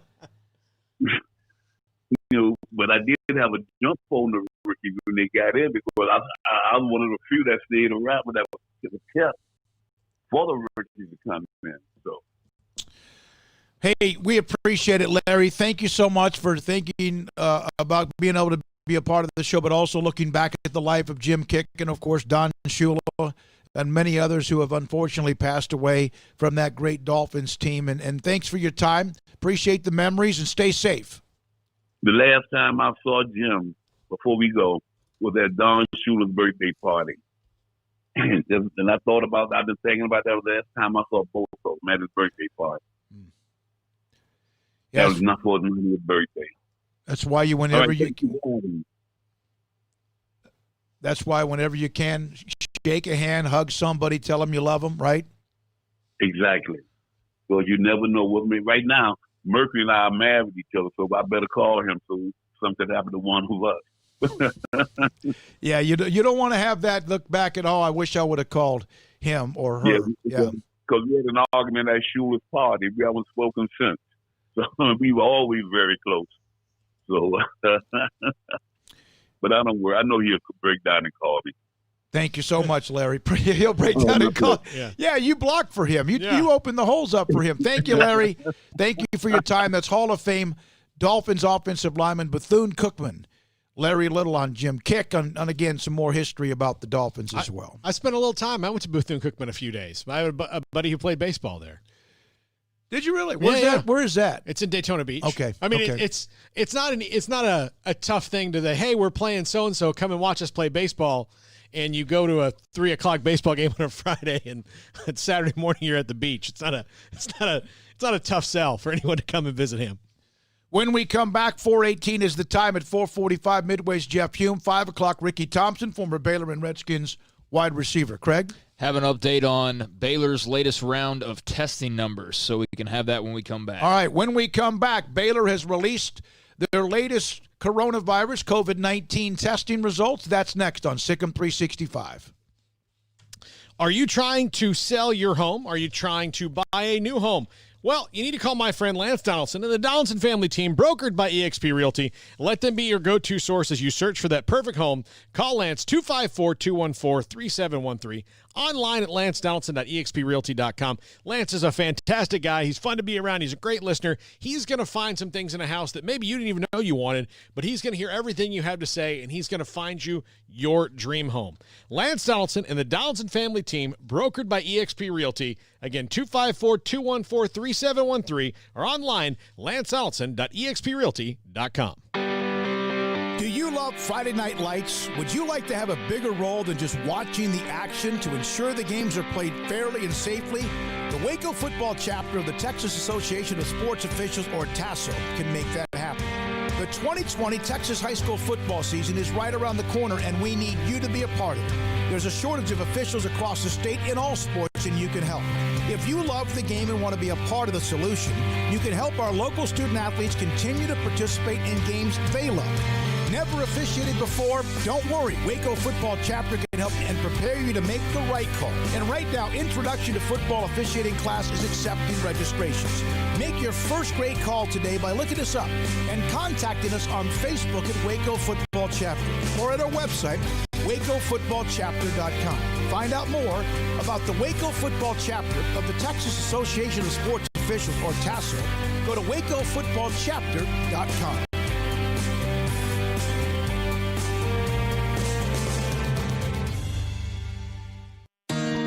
Waco's newest gym, Halo Athletic Center, 5725 Bagby Avenue, right behind Region 12 and across the highway from the Central Texas Marketplace, where motivation, inspiration, and hard work are the driving force. State-of-the-art equipment, indoor and outdoor track, locker rooms, showers, yoga and bar classes by Duality Yoga, bod pod potty composition analysis, and registered dietitians, all under one roof, where we rise above. Come join the Halo Athletic Center and be a part of the change, your change. Ideal MRI is a small family business right here in Central Texas. We're open to support you while lowering the cost of healthcare bills. When you need an MRI, ask your doctor for an Ideal MRI. Visit us at idealmri.com or call us at 833-IDEAL-MRI. It takes time to reach goals. It's a truth that applies to more than sports. It goes for your financial goals as well. You work hard for your money, and you deserve an investment strategy that lines up with your game plan. And Tom Albers, your Edward Jones financial advisor, can help. If your financial investments aren't putting forth the effort you desire, stop by today for a financial review. Tom Albers, 4301 Lakeshore Drive, 254-776-7605. Edward Jones, member SIPC. In great times or tough times, you always feel better working with someone who's there for you. When it comes to great banking, people here count on the First National Bank of Central Texas, here to help you, your family, and your business. Personal banking via phone, desktop, tablet, and drive-through, and business banking tailored for all situations, including yours. Amazing tomorrows from the First National Bank of Central Texas. Familiar faces making local decisions. Member FDIC, Equal Housing Lender.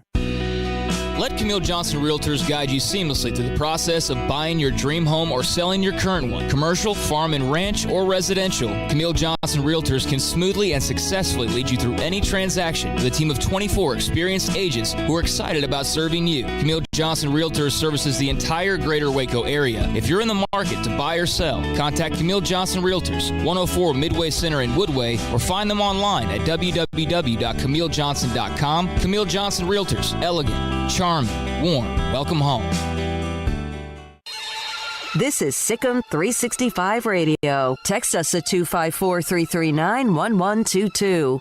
The SicEm 365 Radio text line is sponsored by Riverbend Liquor and Wine, with the most extensive variety of craft beer in Waco.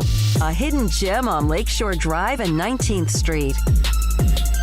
Dak Prescott has signed that franchise tag, and you can still I'm sure that'll end up being 24 hours a day for the next month or two. No, I think the glee I've seen from the beat reporters today on the fact that they don't have to relieved. Like, look, he signed his deal, and now they'll work it out. If they don't, then we'll go back through all this again. There'll be a month or 3 weeks or 4 weeks, whatever it's going to be on the 15th between now and then. They'll still debate whether or not they'll sign him or not. Bottom line is that he's going to be at camp. There was never really a doubt about that. Only those who wanted to maybe make that a story. But now you can't do these kind of stupid first take, hot take things where it's like, the Cowboys should trade him to the Dolphins for the 5th pick. No, what this is going to be?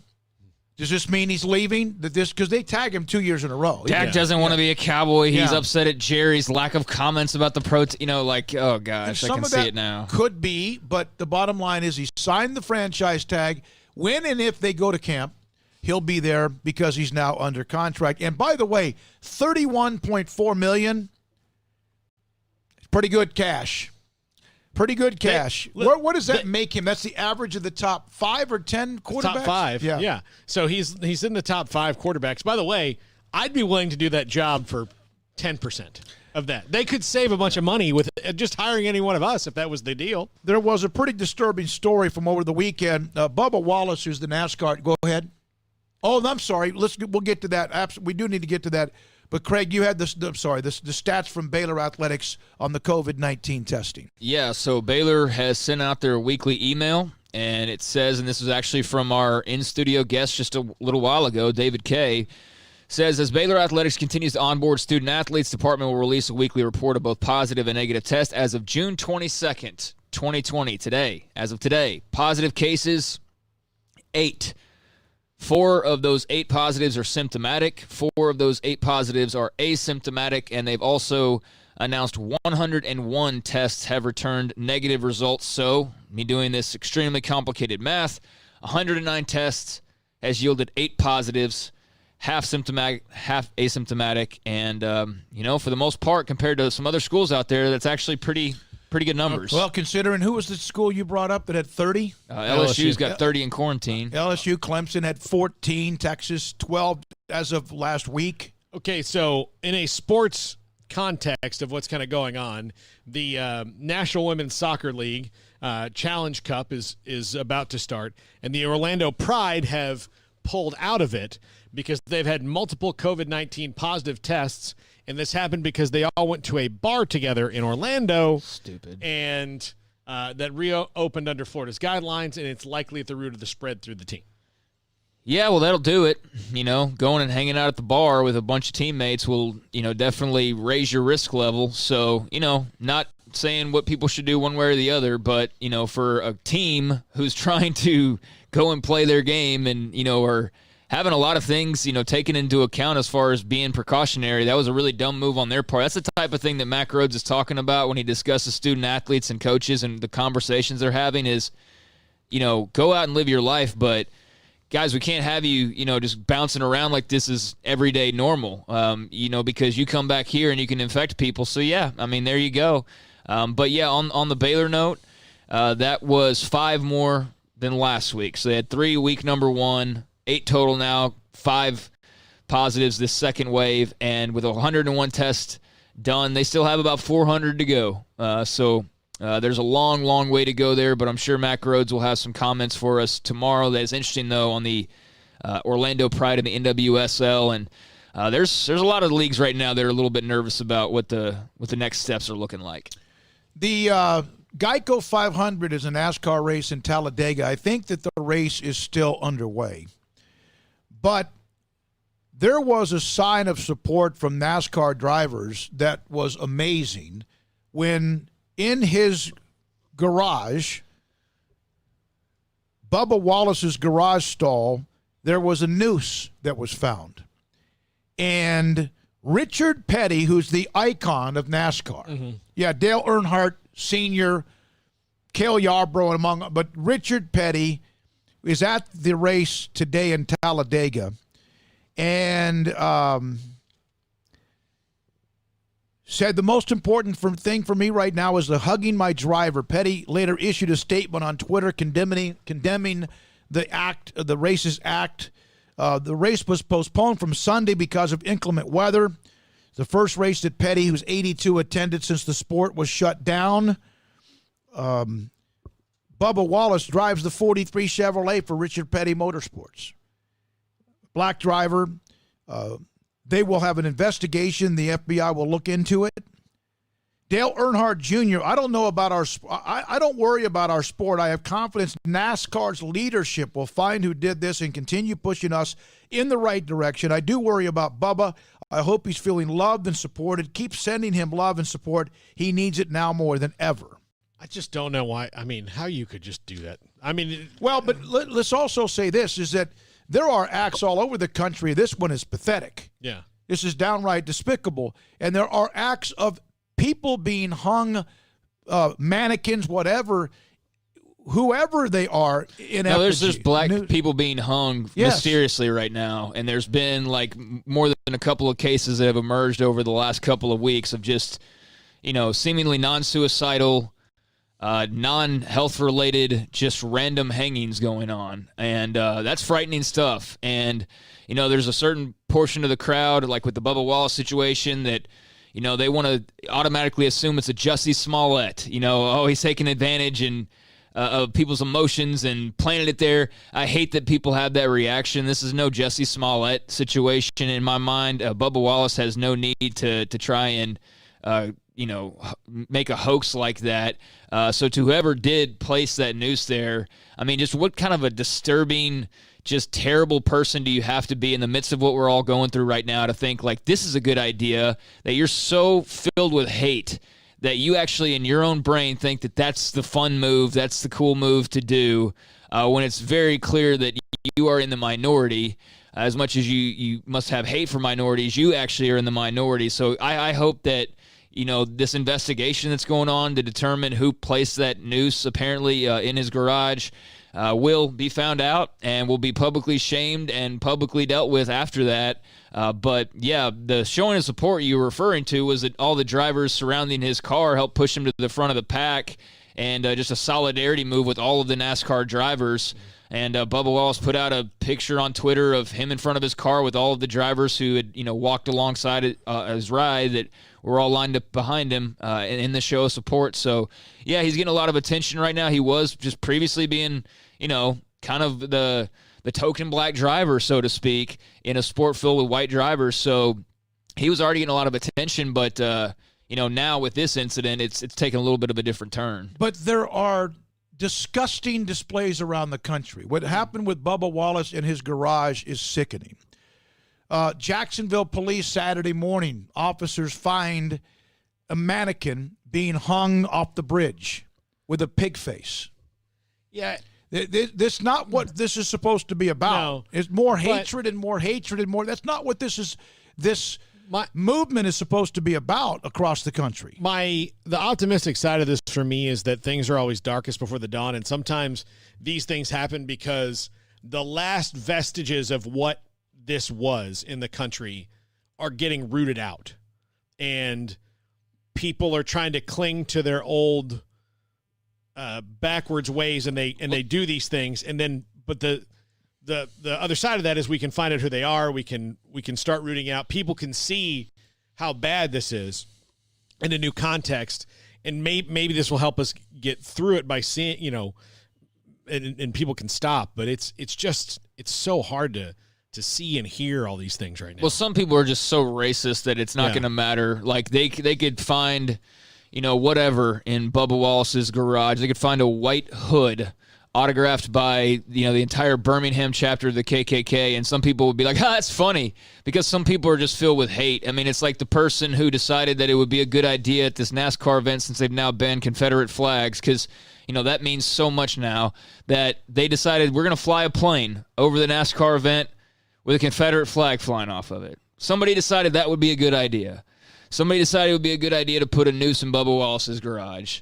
Somebody decided it would be a good idea to basically run himself out of the sport, that winless driver nobody hack that, quit last week or whatever because they banned Confederate flags. At least some people are identifying themselves.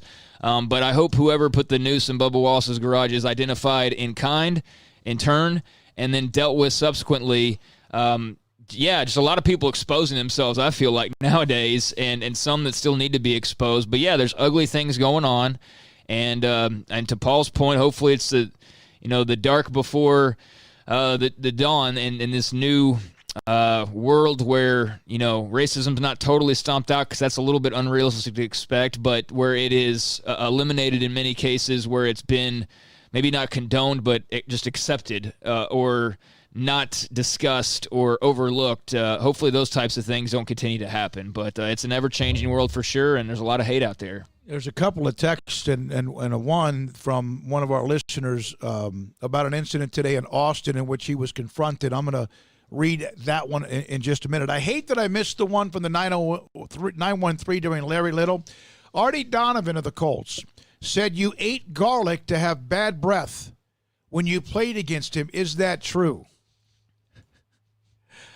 Oh, my God. Yeah, I wish we would have asked him that. Here's from TJ just now. Hopefully, whoever it was on some kind of video, hopefully they get banned from everything NASCAR.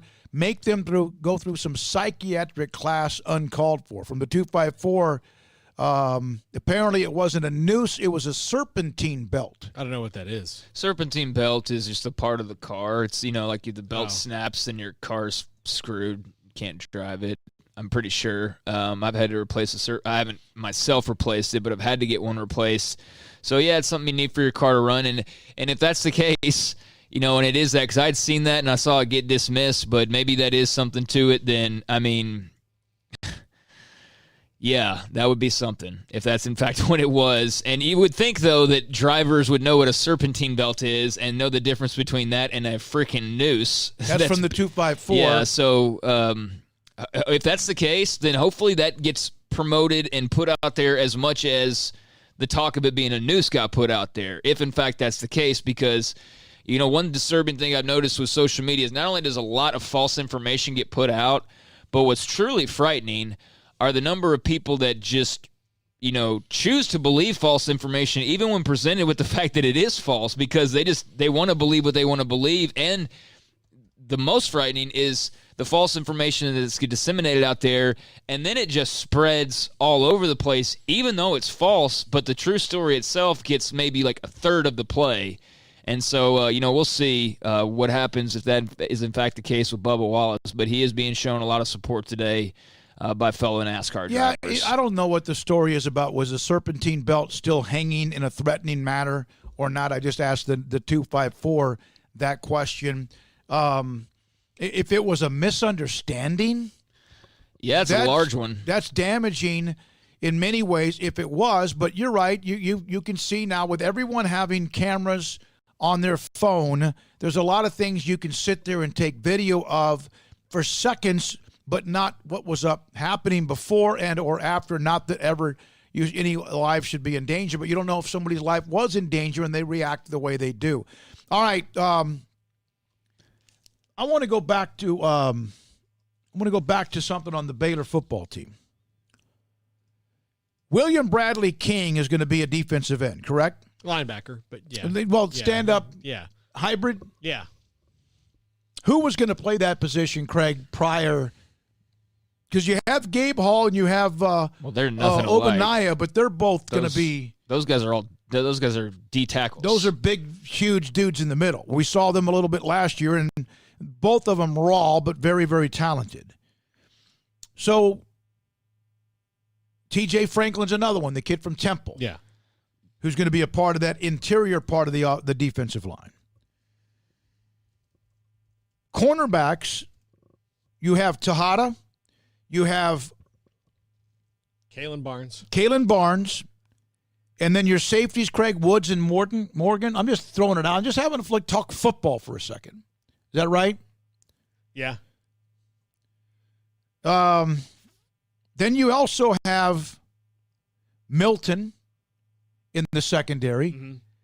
Matt Jones could be affected by what they do with Bradley King. Well, to answer your question, Matt Jones was going to be the guy that you're talking about to begin with, and Bradley King is going to be more of that guy. So now he might be able to move inside, correct? Yeah, no, Bradley King is not 300. He is 215 pounds. I'm talking about pounds. the linebackers with Matt Jones.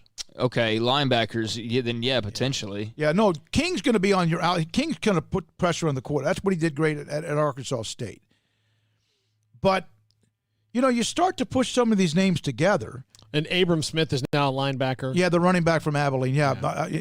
He's the one that tore his ACL very quickly. I always really thought he was going to be – I really was looking forward to him as a running back, but then they're fine at running back with Lovett, Ebner, among Quaylen Jones, among others.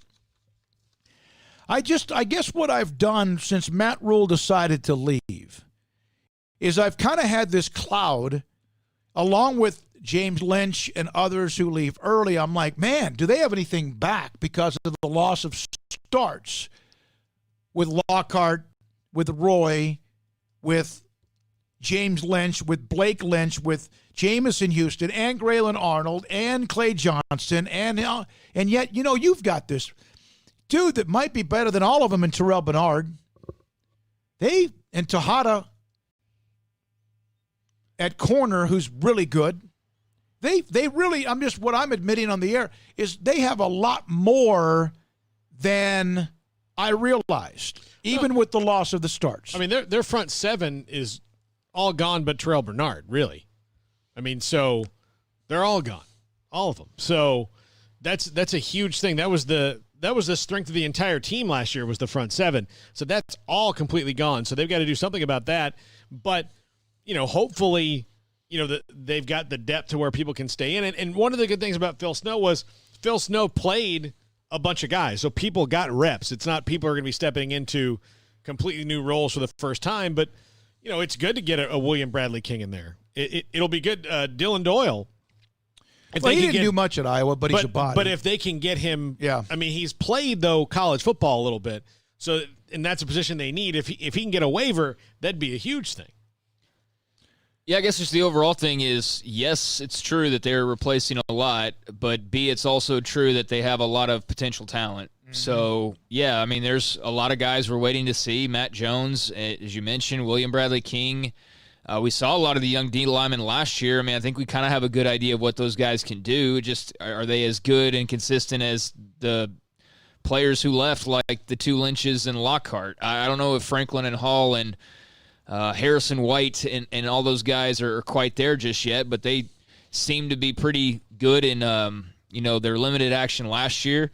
Linebackers, Bradley King, Matt Jones, Terrell Bernard. I think you're feeling pretty good with those guys and the others that are there. Corners you feel fine with. Safety, they're still very thin there.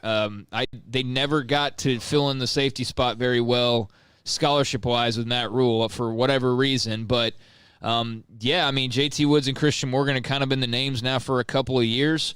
You got some other options as well, but that should be a strong part of this defense. I'm not that worried about the defense. I don't know if they're going to be as good up front, but I think they got plenty of guys. I'm not sure what all the depth looks like at certain places with whether or not the depth is quality or not. If an Ashton Logan has to come in and play a bunch of snaps, is he good enough to do that? I don't know that yet, but I mean, on paper, they have the base for, a pretty good defense, just maybe not quite as good as last year's. When we come back, he's the head coach at Midway. They're now in a district with Duncanville and DeSoto and Cedar Hill and others. And it will be I've used this word, sledgehammer. Jeff Hume, head coach at Midway, next on SicEm365 Radio. PettyClinicLowT.com. Dr. Kent Petty can get you blood work at a discounted rate. At a discounted cost. And then check your blood work, and if your testosterone levels are too low, he could put you in a program to raise them so you can be the man that you want to be. High-performance man that you want to be. That could be just plain and simple, your energy level is better. It could be your sex drive. It could be all of the above. And you may say, well, I'm 37 years old. That doesn't affect me. Or I'm 30. You never know. And if you feel either of those, then nothing wrong with admitting it. And there's a lot of other things that could contribute to that. Yeah, it could be lack of exercise, lack of sleep, a bad diet, or all of the above. But Dr. Kent Petty and his staff can get you discounted lab work, your blood work, look at the lab results, and if your testosterone is too low, he can put you in a program to raise your testosterone level to where it needs to be. PettyClinicLowT.com. The location is just off Highway 84, just off an access road in Woodway on Old Hewitt Road. PettyClinicLowT.com. PettyClinicLowT.com. Our communities are facing unprecedented times. At Boozer's Jewelers, we care about you and your family. If you're like me, your home has unwanted or unused jewelry lying around. They can have value, and that means we can turn that jewelry into instant cash. This is a great way to get the most value from your unwanted jewelry. At Boozer's Jewelers, we buy all kinds of unused jewelry. So give us a call and let us give you peace of mind and cash for your unwanted or unused jewelry. These make a great pair. Each are phenomenal bargains from Allen Samuels. The new 2020 Jeep Cherokee and new 2019 Dodge Journey. Save thousands now as we drive forward into summer. Journey, the great American crossover with third row seating, just $16,995 for select qualified buyers. And the Go Anywhere Jeep Cherokee, just $29.90 and eligible for first responder $500 bonus cash. Journey, Jeep Cherokee, summer bargains from Allen Samuels. Ask for details. Southwest Sports Medicine and Orthopedics, the team physician of Baylor Athletics. Our doctors specialize in the diagnosis and treatment of any and all sports-related injuries, celebrating over a decade of service in Central Texas. Our doctors are equipped to handle a wide range of issues, whether it's your foot or ankle, orthopedic spine care, your hand or wrist, knee and shoulder pain, or if you're in need of our arthritis or total joint clinic. Trust the doctors that Baylor trusts. Southwest Sports Medicine and Orthopedics. Our goal is to get you back in the game. Texas board certified personal injury trial lawyer and Baylor alum David Willis and Baylor alum Parker Willis are ready to help if you or a loved one has been wrongfully injured in an auto accident, SUV rollover, industrial accident, 18-wheeler crash, or were seriously injured by a defective product or recall drug. Call them for a confidential and free case consultation at 1-800-GOT-HURT or visit them at texastriallawyer.com. Principal office located in Houston, Texas. Time to fire up the grill, heat up the oven, or get that deep fryer going to enjoy the top quality products at Waco Custom Marketplace. And order 30-pound bags of live crawfish by noon on Thursday and pick up on Friday to enjoy the weekend. Live crawfish available right now. And Waco Custom Marketplace doors are open for business Monday through Friday from 9 to 6, Saturday 10 to 5.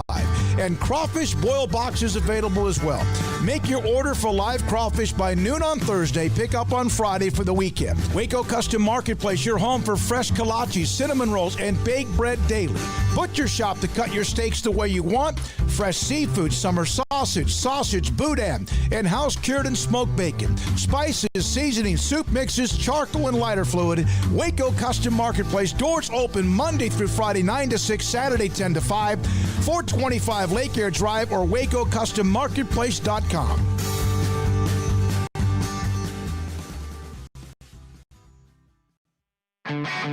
This is SicEm365 Radio. Log on to the Willis Law Firm chat room on SicEm365.com.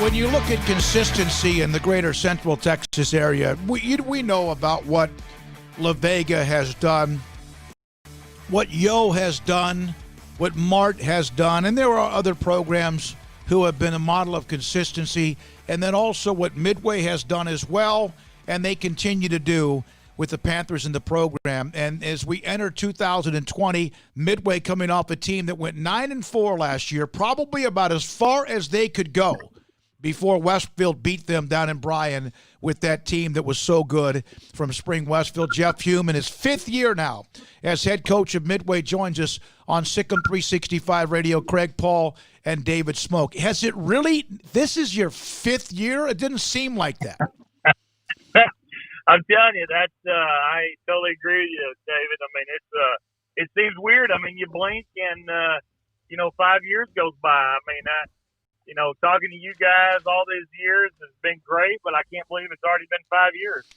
What was your team's reaction, especially now that you've gotten, after all this, and you've gotten some workouts going a little bit, to the district and what they have ahead of them, which is so different than what you've had, pretty much their whole lives? Right. Well, one of the good things that we did get to do before spring break and then have this Corona break was I did get to put up on the board in all season one day what our schedule was going to be from non-district to district, and they were excited. The kids were excited. They were happy. Obviously it's a new challenge. I think we talked about this right after it happened, and you can look at it one of two ways. You can be excited and happy for the challenge, which is what it's going to be, or you can turn your tail and run for cover, and we're dang sure not going to do that. You have beaten some of these teams, or Midway has also beaten some of these teams. I know they had Duncanville when Reggie Samples first arrived, and Midway won those games. They've had a win in a couple of playoff dramatic games with Cedar Hill. So it's not like these are teams you've never faced before, but to do it week in and week out, which is what you would do in the postseason, but to do it week in and week out, is that more of a challenge because it's during the season, not a week-to-week thing? Yeah, and I think so. I would agree with that. I mean, it just becomes part of the grind, and you sit there and, there's no really weeks off, and you go from, Duncanville to Mansfield to Cedar Hill to DeSoto back to back, and you end the year with Lake Ridge. I mean, we played Lake Ridge the last couple of years in non-district, and, I mean, they got athletes all over the place at that place. So, I mean, it's going to be just, it's going to be the new normal. I guess that's the new word nowadays, isn't it? The new normal. Yeah. And so we got the new normal in that district too.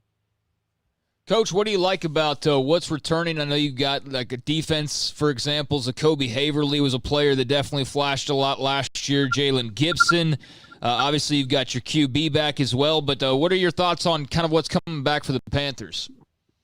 Yeah, I really like our team. I think we're going to be young in some spots. I think offensive line's going to be young. Secondary could be young. But I really like some of the guys that we got coming back at inside linebacker, like you said, Jacoby, Reed Cromie. Both those guys are leaders. They know how to play the game. Receiver-wise, you got Jalen Gibson and Zach Stewart that I think two of the best around. You got Jared Moore coming back at quarterback. You got Garrett Childers who's going to push him at quarterback. So I think that's going to be fun to watch. We got two really good running backs coming back. Jaden Johnson and Demir McDonough, the Omar Hale, his head coaches at Baylor. So, I think he's going to be fun to watch, just get better and better. So, we've got to grow up in a few places, which is really no different than probably a lot of people. And, it's fun to watch them. Your offensive line you mentioned, and that's something that you get your hands, like down in the mud with that, because that's something that you love. I remember one of the first times I met you back your first year when you were trying to figure things out with the offensive line. Micah Cohen, that was one of the injuries that really hurt you last year, although you still were able to move people around. How has he progressed, and is he full 100% released? Yeah, he's doing really well. He's been in strength conditioning every day. I don't think the doctor has 100% released him, although, I say that, but I mean, he's still moving. He's doing all the lifts. He's doing all the running. So from that standpoint, he's doing a great job. He looks good. Came back in pretty good shape. So obviously he's going to be somebody we lean on. I'm hoping we get good news from him the next month that he is full go with a brace on, of course. And him and Declan McCabe are probably going to be our two big-time leaders in that bunch this year. Jeff Hume, head coach at Midway, with us on SicEm365 Radio.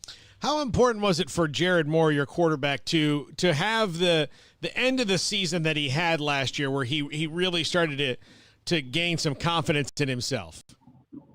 Yeah, I've said that about our team a whole lot. When Harker High, got after us, and that game at home, I really think that just sort of turned everybody on, and because I think our guys, coaches included, got complacent. I mean, it was one of those things where, hey, we can just show up and win, and obviously that's a terrible mindset. You don't ever want to think that, but after a while, it creeps in on you, and I think that's exactly what happened, and it was a perfect storm.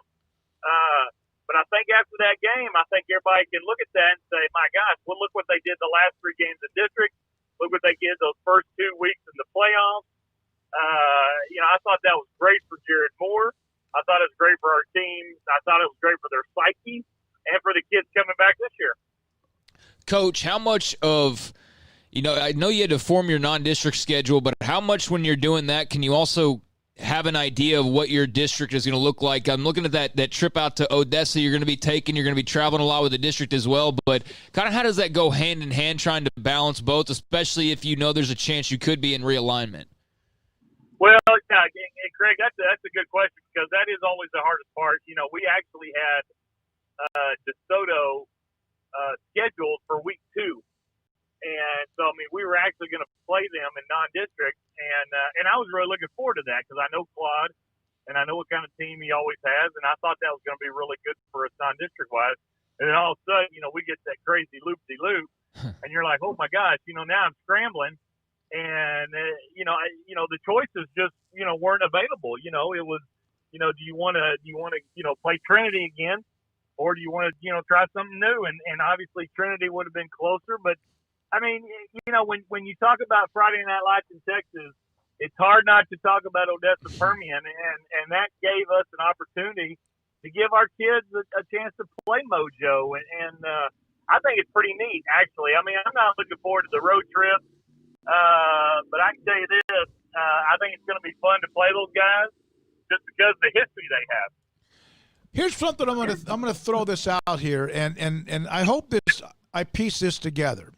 if you look at your district, and it's a sledgehammer, there's no question. There's going to be maybe a couple of really good football teams that don't get to play past the last district game. But when you do that, then you're going against a district that you beat up for a decade. I'm not saying that it won't be easy, Temple or whoever it might be. And of course, you always have these crazy games with Belton, and a lot of it depends on Division I, Division II, and Temple Right. would be Division II. But so if you survive, is that kind of like, hey, we jump into a district that we know about as well as you can know? Yeah, that's true. I mean, that's really, and believe me, we've thought about it. We've talked about it as a coaching staff. You go from driving an hour and a half up to Metroplex for district games to now you might get a 30-minute, playoff game, which would be, pretty funny. But, I mean, I think that would be the fun part, too, is, we would know those guys as well as anybody because we've played them so much. And, they would know us, too. The flip side is true also. They would know us pretty well, too. So I think that could be a very intriguing first-round matchup, from storylines to coaches knowing each other to the players knowing each other. I just want to be there. I just want to be in that storyline when November rolls around. Because it will be interesting with what you have to face. And, of course, then you're going up against your old school in Mansfield. Not that you haven't seen them before, but it ought to be fun. Hey, thanks for your time, Jeff. We appreciate it. Good luck in the workouts as they continue, and trying to stay safe as well. Hey, thanks, Smoke, Paul, Craig. Y'all take it easy. That's Jeff Hume, head football coach at Midway, with us. Coming up next, former Baylor and Redskins wide receiver Ricky Thompson. This is SicEm365 Radio. Waco Regional Tennis and Fitness on Lake Shore Drive in Waco. Every day you walk through that front door, you change your life because you can get healthier and fit. Whether it's one of 40-plus group workout classes, group exercise classes, starting right after 5 o'clock, Monday through Friday, boot camp on Tuesdays and Thursdays. And then there's also just you yourself walking through the front door like today. Earlier this morning, you have some group exercise class, which is on in the back patio this morning, the Spinterval class. And then on top of that, you see just individuals doing what they do, or maybe a couple of different people who know each other working out together. But you have to walk through the front door. The atmosphere there has been fantastic. It's a family atmosphere. By the way, they now have touchless water system for something that's healthy and safe for you as well. And there's the kids club. So if, in fact, you have a younger child that normally would have to take care of them or go to daycare, so they have a free kids club where somebody is there to watch your children as you go work out for whatever amount of time it might be. But you have to join. You have to walk through the front door. And you have personal trainers, Christy London, who's been training me since March of 2013, and also Randall Corley. And there are others that can help you as well. But you have to make the commitment to walk through the front door at Waco Regional Tennis and Fitness on Lake Shore Drive in Waco. Do you or your kids get nervous about going to the dentist? Stonewood Dental, Dr. Steve Childress, he can help. I've spent a career taking care of patients who as children had bad experiences, and now they're adults that hate going to the dentist. If I get a kid at 3 years old and they come every 6 months and it's a happy experience, it's normal for them. Now they have an accident at 6 or 7 or 8 at school. Now they have a broken tooth or a trauma, and they have to come here. They're used to lights, they're used to water in their mouth, they're used to experience, they already trust us. It's amazing what we can do with that kid without it being a negative thing. But if I see a 6 or 7 or 8-year-old that's never been to the dentist, and now they have a trauma or an unfortunate unexpected toothache, it's harder to do that for that kid and it not be somewhat of a negative experience. So, bottom line is I try to teach kids and adults and teenagers and everybody the way I want my family treated, which is where it's a necessary part of life. You just take care of it. It doesn't have to be that big a deal. Learn more, stonewood-dental.com. Riverbend Liquor and Wine has their easy-to-access drive-thru open and convenient and clean in-store location on the corner of Lakeshore Drive and North 19th Street in Waco. Riverbend Liquor has the best and most extensive variety of craft beer selections in Waco, and Balcones whiskey, including single malt, pot still, baby blue, French oak, rye, and brimstone. Riverbend Liquor and Wine, family-owned and operated, and a hidden gem in Waco on Lakeshore Drive and 19th Street. And find out more on Facebook and Instagram. What are you supposed to do when you pull up behind a truck that doesn't even have a hitch? I mean, it's like looking at plumber's crack. Do you cover your kids' eyes, look away, and switch radio stations? Hi, Jay here from Pickup Outfitters, asking for your help to end this embarrassing form of truck nudity. If you have a truck, at some point you need to pull something. It could be a trailer to haul stuff off to the dump, maybe a jet ski, a boat, an RV, a horse trailer, even just a bike rack. The point is, put a hitch on your truck's backside. And at Pickup Outfitters, we actually install more hitches than anything else. Whether it's a receiver hitch, a gooseneck, or a fifth wheel, we'll cover your aspirations to not drive a nude truck. And all hitches are covered by the Pickup Outfitters lifetime installation guarantee. So cover your rear end with a new hitch from Pickup Outfitters on Lake Air Drive in Waco, where we're fighting to end truck nudity in Central Texas. Check them out on our website at createacommotion.com/hitches.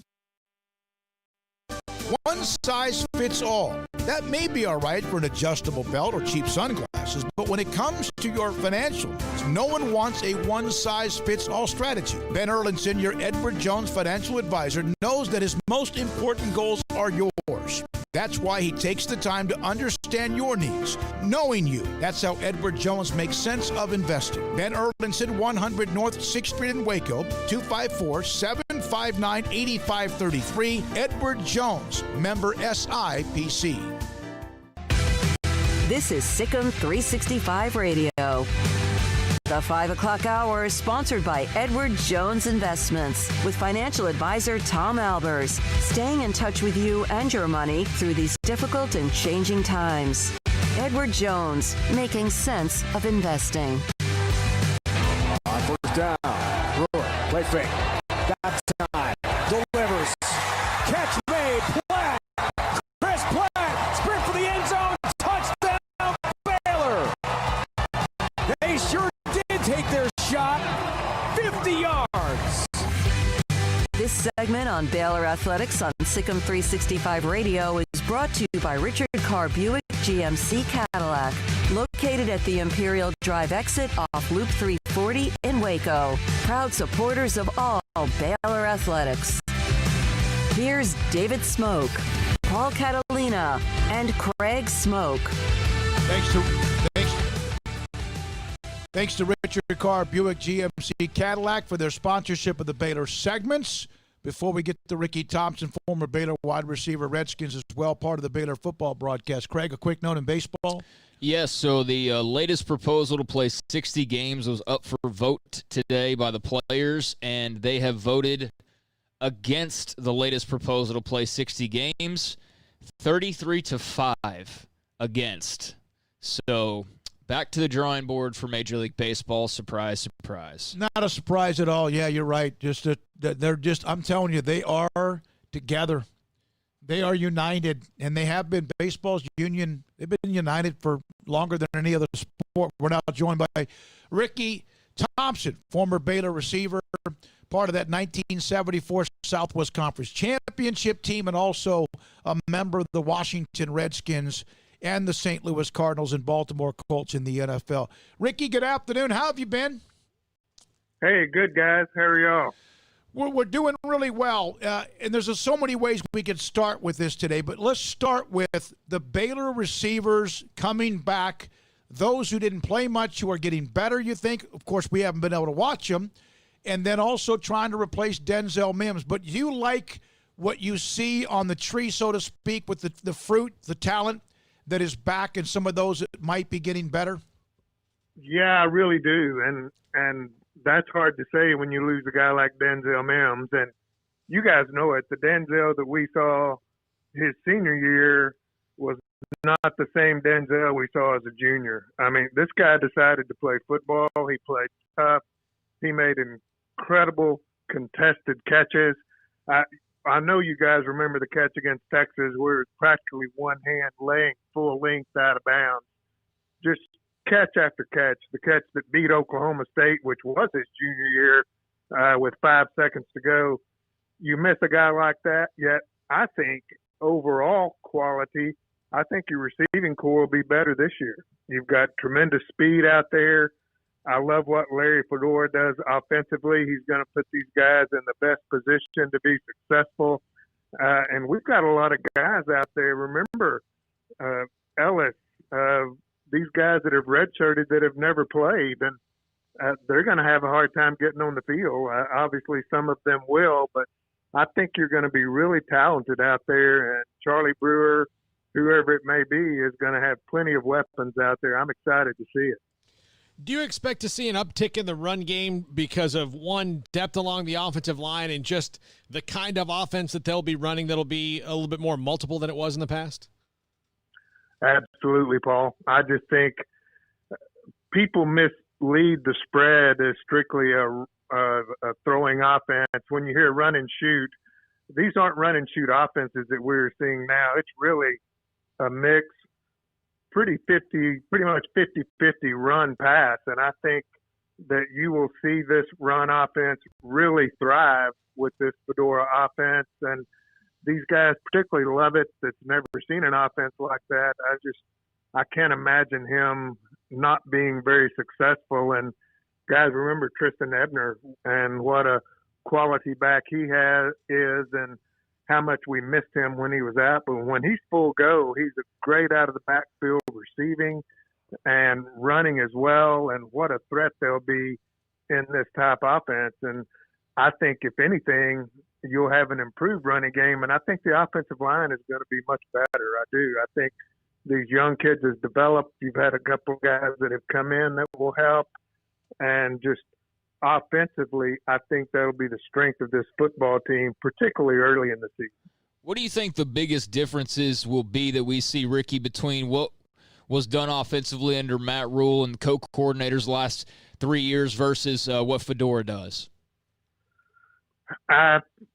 You know what? Just go back to the Sugar Bowl, for instance, in that football game. I was watching from the sideline, and I was just thinking, man, if we just go trips to one side and put Denzel on the other side, they're going to put a guy over the top, which is going to double cover Denzel wherever he goes. And then the left, that means two of your guys inside, at least one of them, if not two, will be man-to-man on a safety. And I had a receivers coach when I played in Washington that told me if I was ever in the slot and I didn't beat the safety, if he was man-to-man, just keep running out the tunnel because you're not going to play anymore. So I just think those are the type things you'll see. I think we'll have receivers put in positions that they have to win, and they'll be put in a position to win. I think you're going to see them covered by safeties occasionally because they're going to be forced to cover them with safeties because we're going to put pressure on them with four wide. And you get Fleeks in the slot with a safety on top of him, that's trouble. And ask Oklahoma.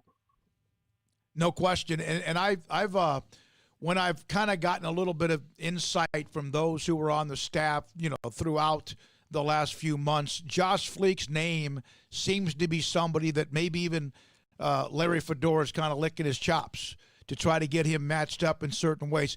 And then you mentioned Jalen Ellis, who had the knee injury, Gavin Holmes, who's been through it a couple of times and has bounced back, and the kind of toughness they show to keep bouncing back.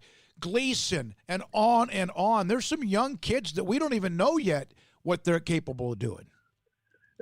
You're right, Smoke. And think about Gavin Holmes. He made one of the best plays that we saw 2 years ago when he was healthy against Texas Tech in Arlington at Cowboy Stadium. That was a score. This guy is talented. And for him to come through and fight back twice from an ACL, that's just a tough kid. And I really think that if he gets his speed back and is healthy, that he's as talented as anybody out there. And think about he's been sitting on the sideline 2 years just watching. Mm-hmm. This is a talented kid. Ellis is a talented. Gleason, maybe the fastest guy out there. And we've not even seen these guys on the field. So that's really what I'm saying is I think overall this receiver group will be more talented than what we've seen the last 2 or 3 years. You're listening to... You may not have that one guy that's the Denzel Mims stud, although I think Tyquan Thornton can be that guy. It may be more 5, 6, 7 guys that put so much pressure on a defensive team, they don't know who to try to double, and that's even better. We're talking to Ricky Thompson, former Baylor, Washington Redskins receiver with us. You're listening to the app brought to you by Allen Samuels, Dodge, Chrysler, Jeep, Ram. Go to the App Store and download SicEm365. Paul? Ricky, on defense, that front seven is pretty much cleaned outside of Terrell Bernard, but they've got William Bradley King, a transfer. Maybe Dylan Doyle gets to play a little bit, but he didn't play that much at Iowa. Really, the defense only has 2 or 3 starters coming back. What do you expect to see change over there? Well, number one, you've got a head coach that is a defensive genius, and I think that's a good start. I think there were some really talented guys up front that we didn't get to see a lot of, because you had those 3 guys that played so well, Bravion Roy, Lockhart, and then who can forget a 4th-round draft pick, James Lynch, that set the sack record. So you lose 3 guys like that, it's got to hurt. Of course, Clay Johnston went out early in the season against Texas Tech with the interception. But I just think talent-wise, front seven-wise, I think you'll be just as good. I just think it's an experience situation. And that's something I mentioned earlier, that I think early in the season, this offensive football team may have to carry us until the defense gets up to speed. And whether you believe so or not, missing spring training was critical. I just think that was a huge negative for this football team with a new coaching staff. I know they put in these schemes with Zoom, and they know it probably by heart in their head. But I think you guys know in the head is different than reacting on the football field full speed. And that's something that we've seen defensively with Phil Snow's defense. Finally last year, they were playing full speed and didn't have to think. And when you say not have to think, that doesn't mean you don't have to be smart. It just means you're playing full speed and you're not having to think before you react. It's just reaction. And I think some of that could be an issue early, but talent-wise, I think it's there. Ricky, as you know, this is the most difficult non-conference schedule that Baylor will have played in quite some time. I mean, the Ole Miss game alone to start off the year, and Lane Kiffin now being their head coach, and La Tech is really good as well. That'll be a dangerous game. But you mentioned the lack of spring practices. How much does that affect how you view the upcoming season as far as your expectations? How different would it have been if they were to have had spring ball versus what you now expect? Well, Craig, you mentioned that. I think the game a lot of people are forgetting is Louisiana Tech at home. Those guys are good.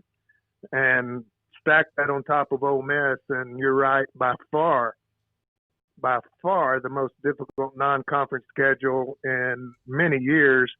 And we're going to do that without the benefit of a spring with a new coach.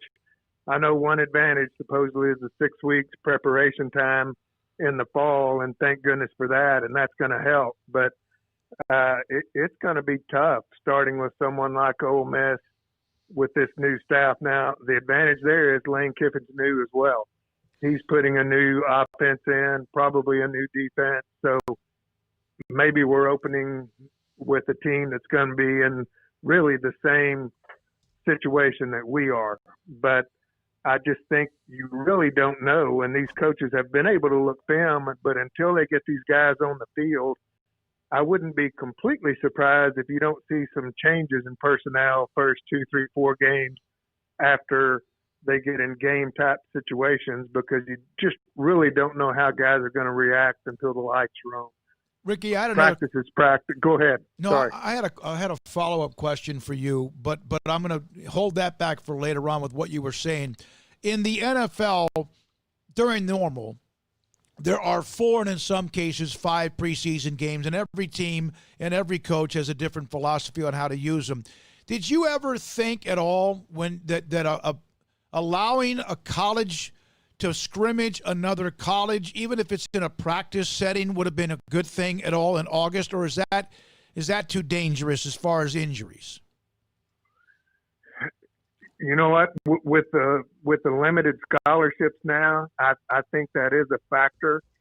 I remember, of course, NFL-wise, we would have 2 scrimmages and then 4 not non-conference games, but preseason games. Right. My rookie year, we had 6 preseason games, Smoke, with 14 regular season games, and that was brutal. But I just believe if they could keep some of the contact out of it and maybe have 7-on-7 type drills against these opposing teams, I think that would be very beneficial. Just seeing a different type defense, different coverage, different talent on the other side of the field, I'd be all for it. I don't know that I would be for full contact scrimmages just because of the limitation on players now at 85. I'd be really scared to get somebody hurt now, and I think you're seeing more and more teams trying to protect these guys during the 2-a-day period. I guess it's really not even 2-a-days anymore, but really trying to protect them. But to answer that, yeah, I'd love to see them go against another team, just something like these high school kids do with 7-on-7 in the summers. I think that would be very beneficial. Ricky, we had Joe Theismann on the show. Well, gosh, it's been about a month ago now, but I tried to get him to tell an embarrassing story about you, but he was a true gentleman. So you don't have to worry about Joe too much. Well, I'm really glad to hear that.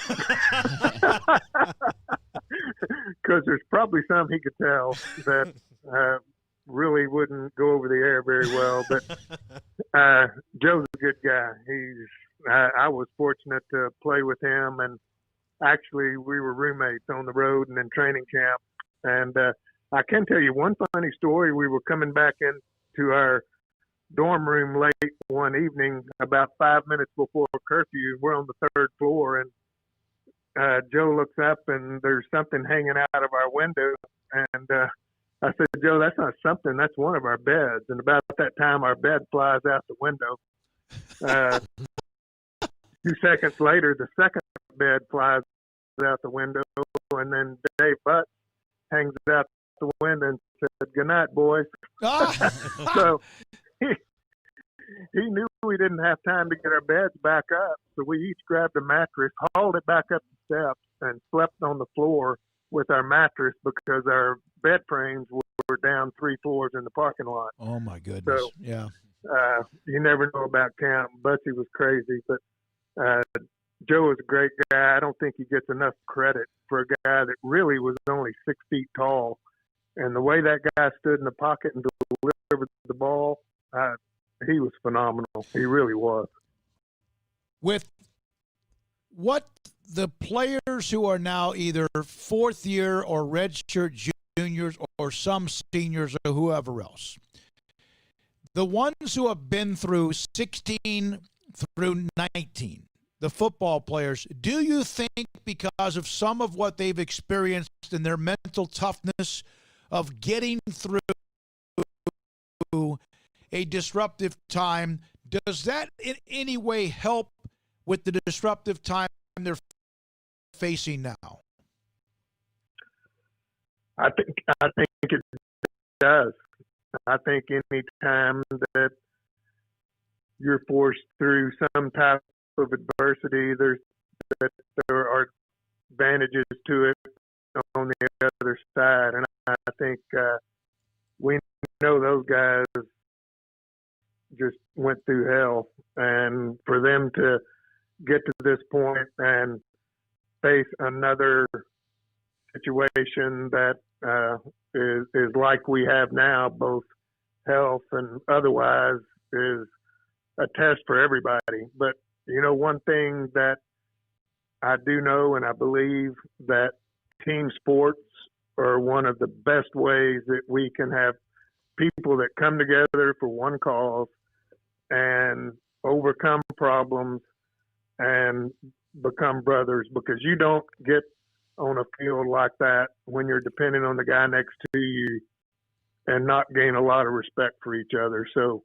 in that same regard, while it's difficult, I just think there's nothing like this team sport to create that camaraderie. And I think more than anything, that's why we need this game to go on this fall, and we need to play football and basketball and track and baseball and get back to some normalcy in that regard, which I think helps with everything we're going through. Ricky, thank you, man. Appreciate your time. As someone who does the sidelines, and you're a Baylor guy, I mean, that's where you played, that's where you graduated from, that's where you got your degree, and that's just where you live. How many times have you had to catch yourself from getting overly excited, like during a game, and make sure you stay within the moment as a broadcaster? A lot of times, Smokey. I tell you, I go back to particular games. The OU game where Robert throws the ball late in the game and we win that game, winning conference championships against Texas, some of the bigger plays that happen. It's tough. I mean, I don't hide the fact that I love Baylor. I love to watch us win. I'm partial to what we do versus the other team.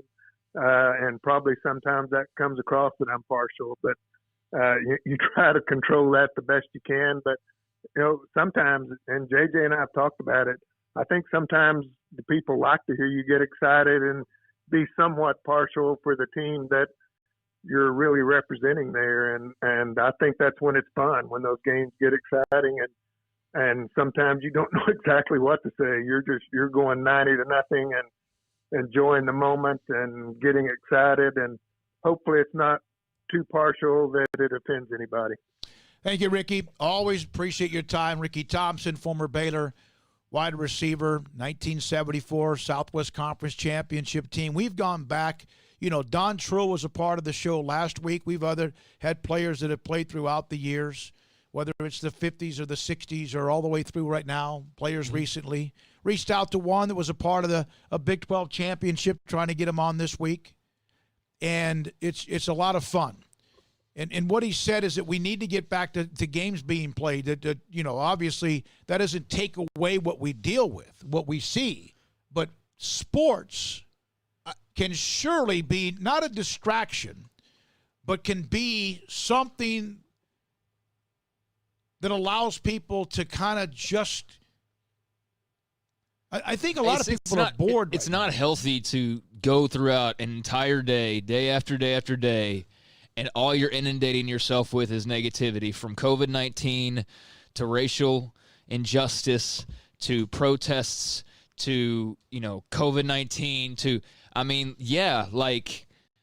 there are things that we do need to focus on. There are things that we need to sit down and think about. There are things that we need to look in the mirror, at ourselves for sometimes. But, we also need a little bit of an outlet. We need a break from real life all the time. And so whether that is reading a book or watching a movie or drawing, painting, playing pickup hoops, whatever the case may be, a lot of people get their outlet from watching games, on TV and being able to enjoy that with their friends and family. It's something that brings us together. I think the tribalism gets a little bit too out of control sometimes with sports, but there's not too many downsides, if at all. So, it is something that we need. Now, at the same time, we need people to be smart, because if you want sports, NWSL, you can't have your moronic team who's supposed to be taking care of themselves going out and drinking, in the middle of a state right now that is, Florida had, I saw a number earlier today. It was like over 10,000 cases in the last week. They're like Italy was at the beginning of this thing. That's what's going on there. Yeah. How the numbers have exploded. And so if you're in Orlando and you're supposed to be a part of this bubble or whatever, or at least the message is being given to you to be smart about what you're doing, but you and the gals just decide, hey, we're going to go out to the bar and drink it up and have fun. That's exactly how it spreads. And so we've seen that team now have to withdraw from this tournament and cost themselves who knows how much money as a result of that. You wonder, are the NBA guys going to be able to keep to themselves and be able to, not get the urge to, let's just go out and party. It'll be fine.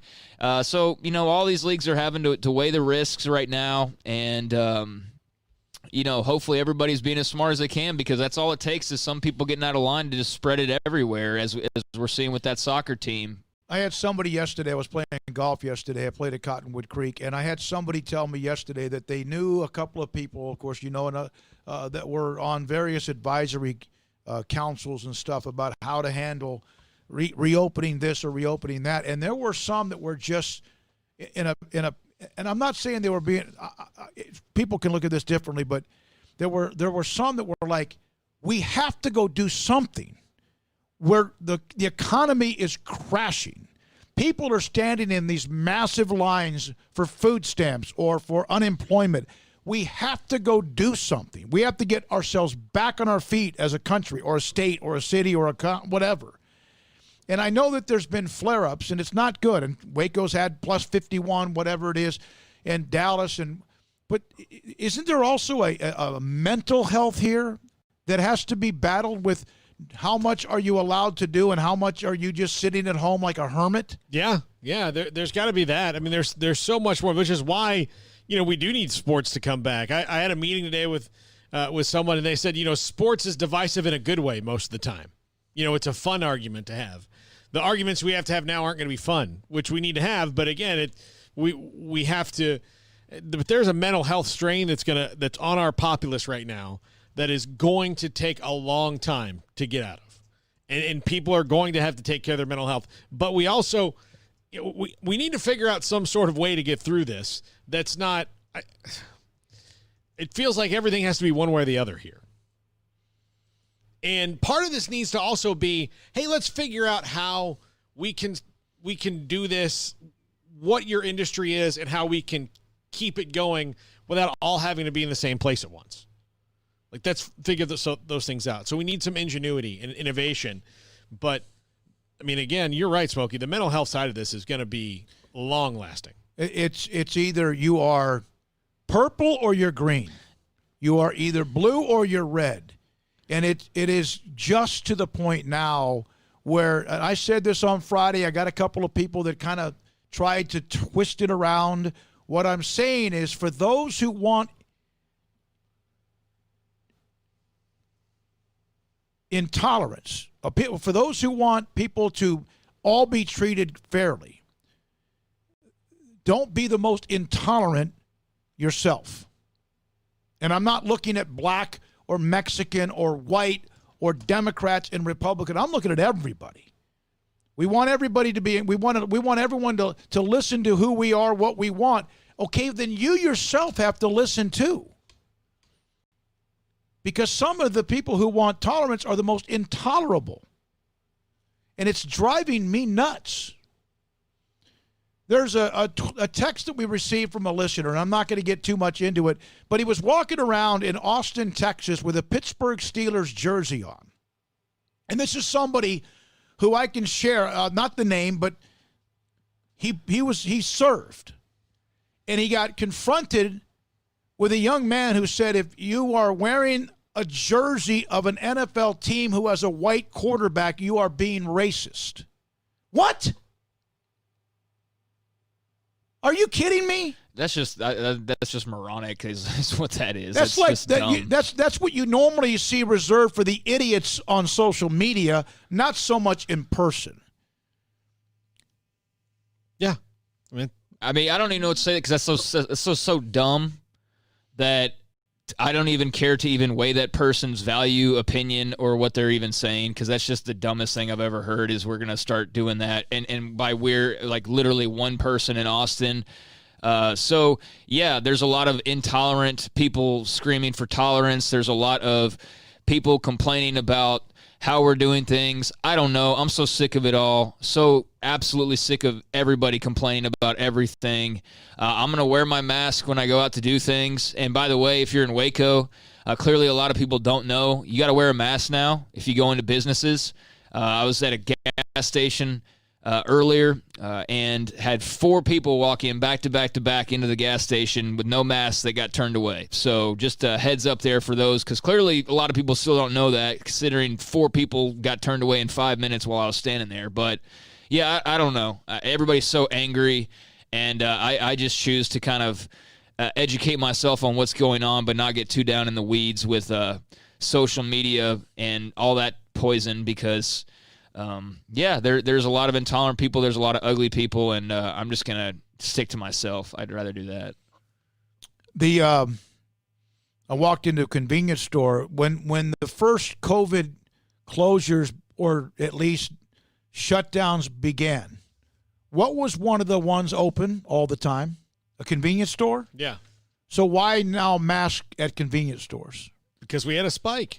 That's what they're doing. This is the best option that they have. So yeah. Why not back then?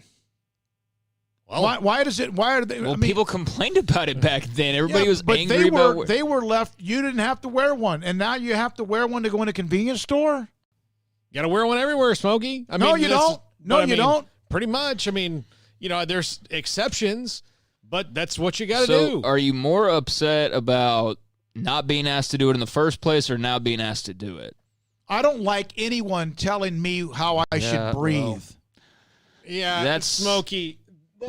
That's the kind of. You mean to tell me I'm wrong? Okay, I don't have that right to have that opinion. You think I'm the only one that feels that way? But the thing about the mask is that this thing spreads through the air, and the best thing that they can come up with is that it's better when we wear masks. I don't know how. Do we know that? Who knows? Do you know that for a fact? Did it help New York City? Who knows anymore? Well, they're in better shape than we are right now, and they did it for a lot longer than we did it. So who knows if it's going to work, but it's a minor inconvenience. Here we're complaining. I just want to put it in perspective historically. My grandparents, the greatest generation, had to give up meat several days a week and make sure all their tin cans went to the right place and had to wait in bread lines and all this stuff. And we're being asked to wear a mask and we're pissed about it. We've got to be better. Britain during World War II could have been woken up at any time of the night to go run down into the freaking railroad tracks to hide from the Germans bombing the city. You know what I mean? There's things that you have to do. Do you realize how quickly the government changed how we live? Yes, absolutely. But that doesn't scare you? It's pretty minor, though, to put on a mask. It scares me. Yeah, it all scares me, but it's pretty minor for us to put on a mask and see how it goes. Why aren't we wearing one now? Well, maybe we should be. We're in a room. You haven't. Where's yours? I've got one down in the car. I know, but there's 3 of us in this room. Why aren't we wearing them? Yeah, I'll go grab mine out of the car. You know what? I went to the gas station earlier today, parked, pulled my mask out of my little bag, put it on, walked inside, done what I needed to do, put some hand sanitizer on, and took my mask off. It was no big deal. I did that. I'm not saying I didn't but do you're that. Angry about it. I'm sick and tired of the government telling me what I should do. Well, yeah, there's a lot of people that feel that way. And I'm not so sure we can believe anybody. Whoever's reporting it or whoever is telling us. That's just me. That's not me being a get off my lawn guy. I'm not the only one that feels that way. No. You're not, but you're. Yeah, but I don't know. To me, it's just an odd thing that, we can wear a mask for a little bit, and that's fine. If we can still do it a little bit? You think this is not going to be 10 months from now? That's not that long in the grand scheme of things. And most of the time you wear a mask, you're not wearing it for 10 months from now is not long in the grand scheme of your life. Is 10 months a long time? What is the alternative then? Let's not wear a mask. Let's see the rates keep going up. Let's see more people die. And then we decide, maybe we should. Wait a minute. How many of these places were... there were a lot of places that were closed down, or at least partially, correct? Yeah. Did you wear masks inside of them? Well, I didn't go to a lot of places, but yeah, when I went in... Oh, I know. You stayed bunkered here most of the time, right? Yeah, because I thought that was the best idea. So, But when you are at the gym... Yeah, I didn't have to wear one. Now, if I have to, I will. But you wear one in spin class. No. But you didn't when you're doing weights. But if they tell me to, I will. But you didn't when you're doing weights, but you did in spin class. What was the difference? No, I didn't in either. Yeah, you did. I've seen you. Oh, the first one, yeah, I did. No. And then they said we didn't have to wear them, so I took them off. But you were wearing gloves. I do that now just for the sweat on my hands. But yeah. The sweat on your hands is worse with gloves than without them. No, but on the bars, my hands, I always had to put towels on the bars, and if I use the gloves, they have grip on it, and I don't slip as much on the bars when I'm holding the bars. With those rubber gloves? Yeah, it doesn't bother me as much. I mean, I thought it would bother me more, but that's why I do it. And no, but the mask wearing, like if they tell me to wear a mask, I'll wear a mask. I don't have to like it, but I to me, it's a minor inconvenience. I know that's, you know, if I got to wear a mask, I'll wear a mask. If I don't have to wear a mask, I won't, but if they tell me to, I will.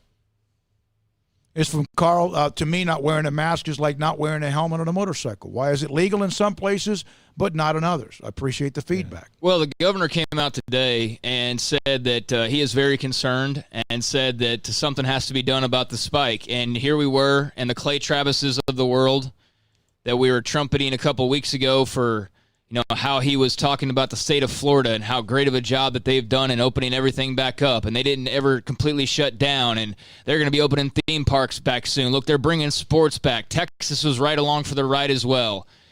And the whole time we're pointing at New York. Ha, ha, ha. Idiots. Can't deal with it. Guess who's in good shape now and who's not in such good shape? New York's in better shape than we are. Why? Because they took things a bit further than we did. Guess who's in really bad shape right now? The place that did not take it very seriously to begin with, the state of Florida, that is seeing numbers go insane right now. Tens of thousands of people getting infected. So, I mean, I don't get the big, I don't trust anything the government says either. But if what I can do to help prevent my mother in her 60s or my father in his 60s who maybe or maybe don't have underlying health conditions but are still in their 60s, and now we're seeing people in their 20s die, if that means I put on a mask for 5 minutes, then that's not that big of a deal to me. I'm a germaphobe anyway, so the mask is just, for me, mental health. And if I see other people wearing them, it makes me feel a little bit better as well, I suppose. But yeah, I'm a hermit, I'm paranoid, I'm whatever, but I'm just trying to do what I can to stay healthy and to keep the others around me healthy. And there's nothing I can do to change the government other than vote for people. So, and even then, I'm not sure that even does anything. But, yeah, we want college football, but we want to flip out over precautions that need to be taken to maybe have college football. I can tell you right now how college football is not going to happen. College football, pro football, NBA, MLB, none of them are going to happen if nobody does anything and we just say, well, we got to beat it somehow, like we got to work somehow. And if we all say, but yeah, we want to go out, but we don't want to wear masks. We want to go out, but we don't want to have this many people not allowed. We want to do everything that we want to do without being told there's certain things that we have to cut back on. Then guess what? We're not going to have any sports because the infection rates are just going to continue to go crazy. 2,100, am I right? 2,191 people have died in Texas from COVID-19? I think that's the current number, yeah. For the year? Yeah. Since it all began in March. So that's not let me, and if I'm assuming wrongly, please tell me, because I'm not being mean about this, but to you, that's just not a lot of people, and it doesn't seem like that's... No, I mean, one is too much. Right. One with dying from being obese is too much. One from cancer is too much. One from a motorcycle accident is too much. I understand that, but out of the confirmed, those who have been tested, so how many people would have in that time period? And I hope this doesn't sound inhumane or insensitive, but in that time period, if we were still shut down across the state of Texas, how many people might have died because they just couldn't handle this anymore? I don't know. How many would have just taken their own lives, or just 2,000? I mean,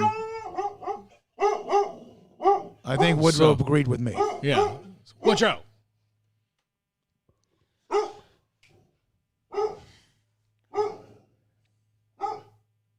Man, he's fired up. Is that your doorbell?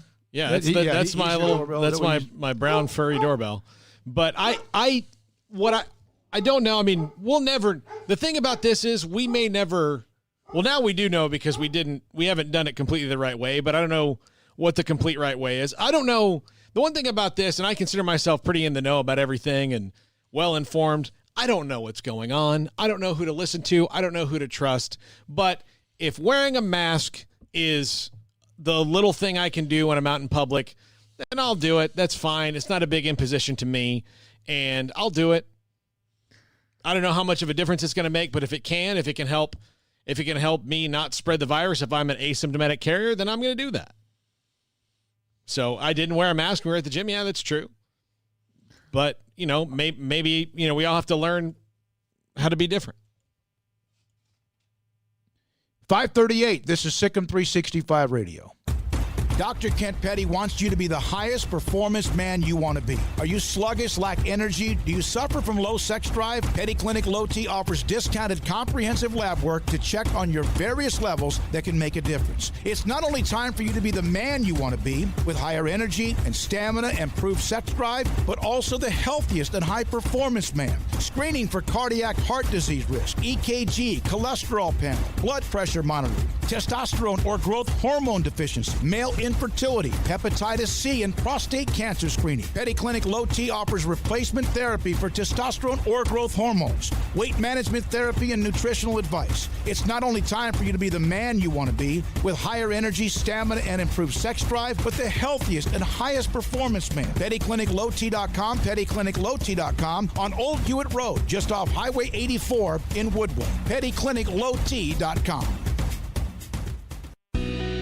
Let Camille Johnson Realtors guide you seamlessly through the process of buying your dream home or selling your current one, commercial, farm and ranch, or residential. Camille Johnson Realtors can smoothly and successfully lead you through any transaction with a team of 24 experienced agents who are excited about serving you. Camille Johnson Realtors services the entire greater Waco area. If you're in the market to buy or sell, contact Camille Johnson Realtors, 104 Midway Center in Woodway, or find them online at www.camillejohnson.com. Camille Johnson Realtors, elegant, charming, warm. Welcome home. Ram, a legend of loyalty.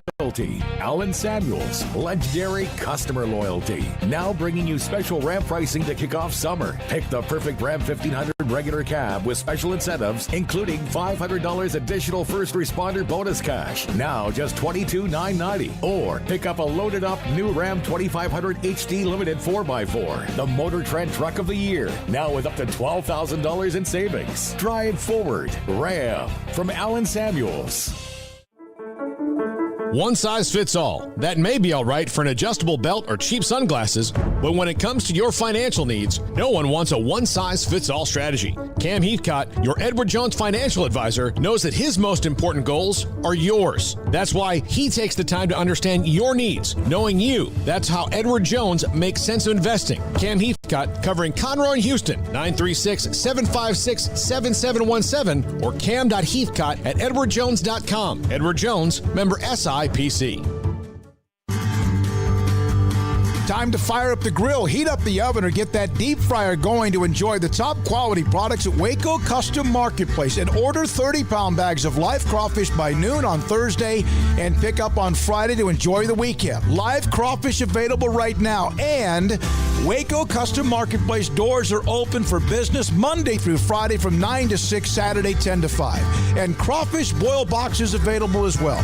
Make your order for live crawfish by noon on Thursday. Pick up on Friday for the weekend. Waco Custom Marketplace, your home for fresh kolaches, cinnamon rolls, and baked bread daily.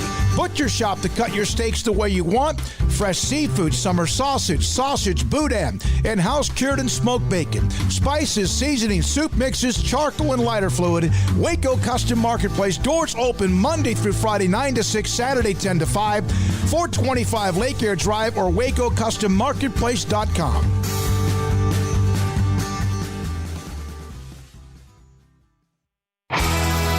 This is SicEm365 Radio. The SicEm365 Radio app is sponsored by Alan Samuels Dodge Chrysler Jeep Ram Fiat in Waco. Your friend in the car business at Loop 340 and east of 84. Come by. Let's be friends. Week number 12 of SicEm365 Radio, and in fact, some text line that we'll get to, brought to you by Riverbend Liquor and Wine. Paul Catalina, Craig Smoke, I'm David Smoke, and we just had, I think, you guys, I know I'm on the wrong side of this, but I feel like a healthy debate about where we are, what we're being told to do. We're not going to change. You're not going to change your mind, right? And I'm not going to change mine, and neither is Craig. But it's good that we talk about it. But what are we even like? I don't even know what we're arguing about. Yeah. No, we're not arguing. Or discussing, though. Like, other than the mask thing, which just to me on the mask thing, it's not like you're required to wear it all the time. Like I said, I had it on for like 5 minutes, on and off. Got out of my car, it was on. Got out of my car, it was off. Hand sanitizer, I'm good to go. That was not right? what I was arguing. You're right. Right. And I had to use that today. My question is, why now do convenience stores who are okay with you just walking in and out, why today? There's 303 confirmed cases in McLennan County. We have 250,000 people. But you say why now? Why now is we have more information now, I guess. I mean, I suppose, but they feel like masks are going to be better, or that's a better shot to wear or masks. Are those who are making decisions also grasping at straws and they really don't know what the hell they're doing? Well, that's the scary part is that that is what's going on is that Dr. Fauci doesn't know what he's talking about. He didn't think the masks were a requirement. Now he does. He thought that the NFL was coming back. Now he doesn't. Like, that dude's, goes to hops on either side of the fence depending on what day it is. So, yeah, there's the person that we're supposed to be listening to. It's hard to when their opinion changes. Now, granted, this is something we don't know everything about, so opinions are going to change. It's like you get any new information on anything. If your opinion's not changing as a result, then you're just stupid because opinions are supposed to change with new information. So that's to me what's changing, and I think what we've seen is that the hope was that when we started opening up that, of course, testing, the numbers are going to go up a little bit, but at least we can get some normalcy. But what we've seen instead is that while we're getting this normalcy, the numbers have shot up a lot higher than people expected it to. And that's why they're suddenly having to backtrack a little bit. I mean, look, this is uncharted territory for everybody. You've never dealt with this in your lifetime, right? 60-plus years. There's never been a virus like this. Even SARS, bird flu, all that. We're never talking about wearing masks, but this is different. This is new. This is uncharted, and we're all learning as we go. And unfortunately, yeah, we'd love to be able to look at our leaders and believe what they say, but which was what my point was at the beginning. I don't believe anybody. Well, I do believe masks help. I do, because of how the disease is transferred in many cases. So, yeah, I mean, sitting here spitting as you're talking, even if you're not even realizing it, if that's what's transmitting it, then if I put a mask on to stop that. I asked a question. Why now in a convenience store, which 3 months ago was considered free game, are we wearing masks? And I explained it. I mean, because they just feel like it's better. And yeah. Well, I mean, the people who make decisions. I mean, we can't make them. So, and we vote on people to make decisions. These are the people we voted on, or the majority voted on. So they're making the decisions. And I would love for that to be in my hands. I would love to be able to mandate, but it's not. So like I said, I just worry about myself. Everybody else can do what they want to. Yeah. I mean, I'm going to share a story. Somebody's in a department store or whatever you want to call it. And everybody, you can't go in unless you wear a mask. And I don't know, somebody got in somehow, they weren't wearing a mask. And somebody that was wearing a mask lost their mind over it and started yelling at this person as if they were like walking out of prison. Yeah, that's probably not going to help things. Well, you're like, it's like the examples are fine, but we're also talking about, and I think the examples are like the worst types of people. That they're not good people. They're angry, ugly, mean people. I saw a video. I mean, there's a video for everything, but I saw a video from last weekend in New York in a coffee shop where everybody in there had a mask on except for one lady, and she was checking out.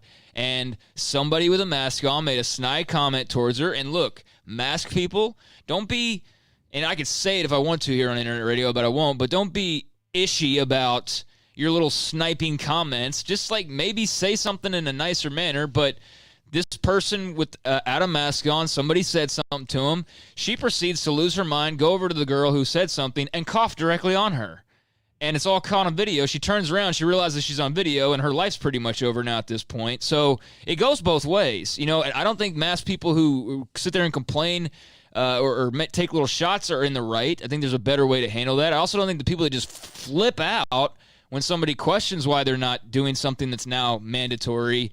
I don't know why the non-mask people flip out so bad over I don't said know. this story very early on in this. I was at a convenience store to get gas, and I watched a woman get out of her car who weighed 300 pounds with a mask on, walking towards the front door while smoking a cigarette with a mask on. To the side, you mean to tell me, one, she's obese. She's probably someone who's not very active. She's smoking a cigarette and wearing a mask, and that's going to help her? No, probably not. I mean, a cigarette kind of negates everything, but I mean, again, you're very good at pulling out like isolated incidents of idiots. Well, so are you. Yeah, but I mean, there's 5 people in McLennan. I could die tonight. I could get it tonight gone, and you guys can have it. Then you don't have to worry about me. Yeah. Oh, here we go. You always wanted to host your own show. I've heard that before, not from you, but from others. That was a joke. 250,000 people live in this county, and 303 cases. Yeah, dude, you don't believe in the virus, and that's fine. Like, we're just not going to agree on this. I'm not saying I don't believe in the virus. I know. Do you know anybody that has it? The only person I know who has it is a guy we know who lives in Connecticut. Do you know anybody that has it? No, but I don't know a lot of people, so that didn't really mean anything. And I could know somebody like walking out the door, but the whole reason I asked this from the beginning was the convenience store story, and then all 3 of us can disagree on how we look at this. But it's like how quickly you can't do this. It scares the living shoot out of me that we could close down like that fast. I'm sorry, this is not like when we lived in Germany or Russia when they are not allowed to do things. Yeah, that's how I feel in some ways. I'm still going to know about living my life the way I have, and I have. And yeah, every once in a while there's been like a runny nose or I have a cough and here we go. That's the chance I take driving home tonight. But see, that's about you getting it. That's much about you getting it. The thing is that you could give it to someone else. That's what I don't want on my conscience. That's what I worry about. If I was careless and reckless and I had it and I gave it to somebody and they died. But I used the example of you in the gym. Yeah, I know, and I've thought about that a lot. I really have. I do, because I don't know what to Smokey, I've said this 4 times in this discussion. I don't know what to think. I don't know what to think. And they said I don't have to wear a mask, so I didn't do it. But in my head, I was like, well, I don't know. I'm conflicted about it. And here's the other thing. Then why go? Here's the other thing. It's being mandated. Oh, my gosh. No, it's not like Nazi Germany. But here's the thing. If the government says to me, hey, we think it's a better idea that you wear a mask because of this deadly virus going around, I can sit there as a human being and go, you know what? That's probably smart. If the government came to me and said, you know what? We're eliminating the Jews. I know as a person that that's a ridiculous request, and I'm not going to be involved in that, and that's ridiculous, right? I mean, it's not like because they suddenly got us to all wear masks. And I understand the people who are a little bit paranoid about how quickly they lock down the country and all of that. I totally understand all that. But it's a big difference in asking me to wear a mask and then suddenly, asking or demanding something entirely different that's far more of an extreme thing as though the government is taking over. And I probably didn't explain it all that well. But, I mean, to me, it's just it's a request that's a piece of cloth on my face for 5 minutes versus, the government telling me to suddenly, live an entirely different way. I just view it differently. I know we view it as extremely differently as possible. And then that's fine. Like I said, and I'll say this for the 5th and final time in this conversation, I'll just continue to worry about doing what I can do and everybody else do what the hell they want to do. And you know what? If we don't have football because everybody's like, I don't want to wear a mask or I don't want to be told what to do, then enjoy no football or whatever. But I know we have a better chance of having it by doing what we're told than by not doing it and then still expecting us to have it. So do y'all want football or not? I'm going to wear a mask just to be safe and to, most importantly, not spread it to any others, including both of my parents in their 60s.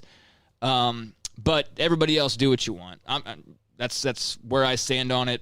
Carl said I got it while working at Target when people could only go to Target or H-E-B or Wally World. Yeah, and 3 new positives at H-E-B in Waco. So, and I've been to H-E-B physically 2 times, like in the store, and I mostly just get my groceries delivered, or I'll drive up and get them curbside.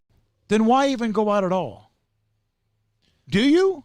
Not much. I mean, because again, I believe in social distancing. I saw what happened in Italy and Europe, and the countries that have social distance are the ones that are through this a little bit better. So you have not gone out to eat anywhere? Only a couple or places. Visited anybody? Just my mom. My sister's house. That's it. I'm here most of the time. I went to a meeting today and we socially distance. Everybody has an opinion, right? I mean, I know you rolled your eyes at that, but I mean, no, I rolled my eyes because the example I used with you before. Yeah, that I mean, that's, when you are at the gym, yeah, and you did not wear anything. No, yeah. I'm saying I don't care what you do. Yeah, but I'm just saying. Sounds that like you do, though. No, it sounds like I have evidence. Yeah, you did. And look, I didn't wear a mask. I'm not going away from that. They said we'd have to wear a mask and gloves at the gym. So I thought, okay, well, if they're saying that now, that I won't. And then between the time that happened and this came out last week, you haven't been there very much. Yeah. Again, yeah, true. Yeah, I haven't been there very much. And again, I'm wrestling with in my head of all the things. Like, I'll wear a mask and gloves. It's not going to bother me that much if I have to. You know, I don't know. And I don't know how much that really helps. But if it helps a little bit, then it does.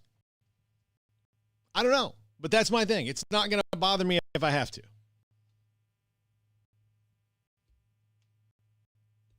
And if you wear one and everybody does this and it gets worse. Or well, then we'd have evidence of that. We don't. I don't know if we'll ever be able to believe the evidence. And that's one of the things you guys continue to not listen to me on this. I don't know who to believe. That's what I agree with. I agree with you on that. Like there's something that happens, something bad happens. We just stick some person on the TV stations, and all of a sudden the networks and like they're the expert, and we don't even know what the hell they are. Then don't listen to them. No, I don't. I don't watch TV. Clearly, but then who do you listen to? You guys don't go anywhere. I don't watch TV. Well, you don't even know that, but that's fine. You know what? I don't even. What? What? No, it's just there's been a couple personal shots that I think are unnecessary. If you don't believe in 11 straight days of record high hospitalizations in this state, fine. Don't wear a mask. Go out, touch everything, lick door handles. Fine. I mean, we're in the same place we were 30 minutes ago. You go about it a different way than maybe Paul does or that I do. That's fine. Everybody, again, this really will be the final time I say this. Go do what you want to do.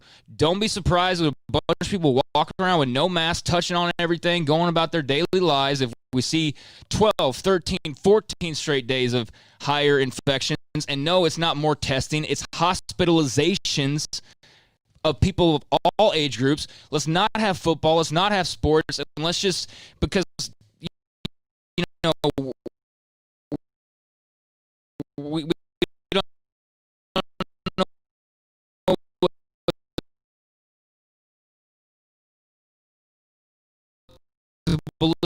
believe.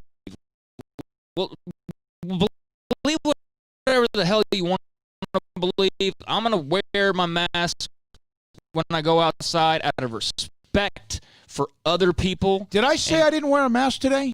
No. I actually said I did. Yeah. My question was why now at a convenience store when 3 months ago it was okay. New information. We've talked about We this. don't really. I mean, well, we do. That was my original point. Yeah, but I just think it's not that, you know, to me it doesn't bother me to if I have to go into a convenience store, which I hope never lasts more than 5 minutes. If I'm ever in a convenience store for more than 5 minutes, it means that somebody ahead of me is trying to cash in lottery tickets for $6 a piece.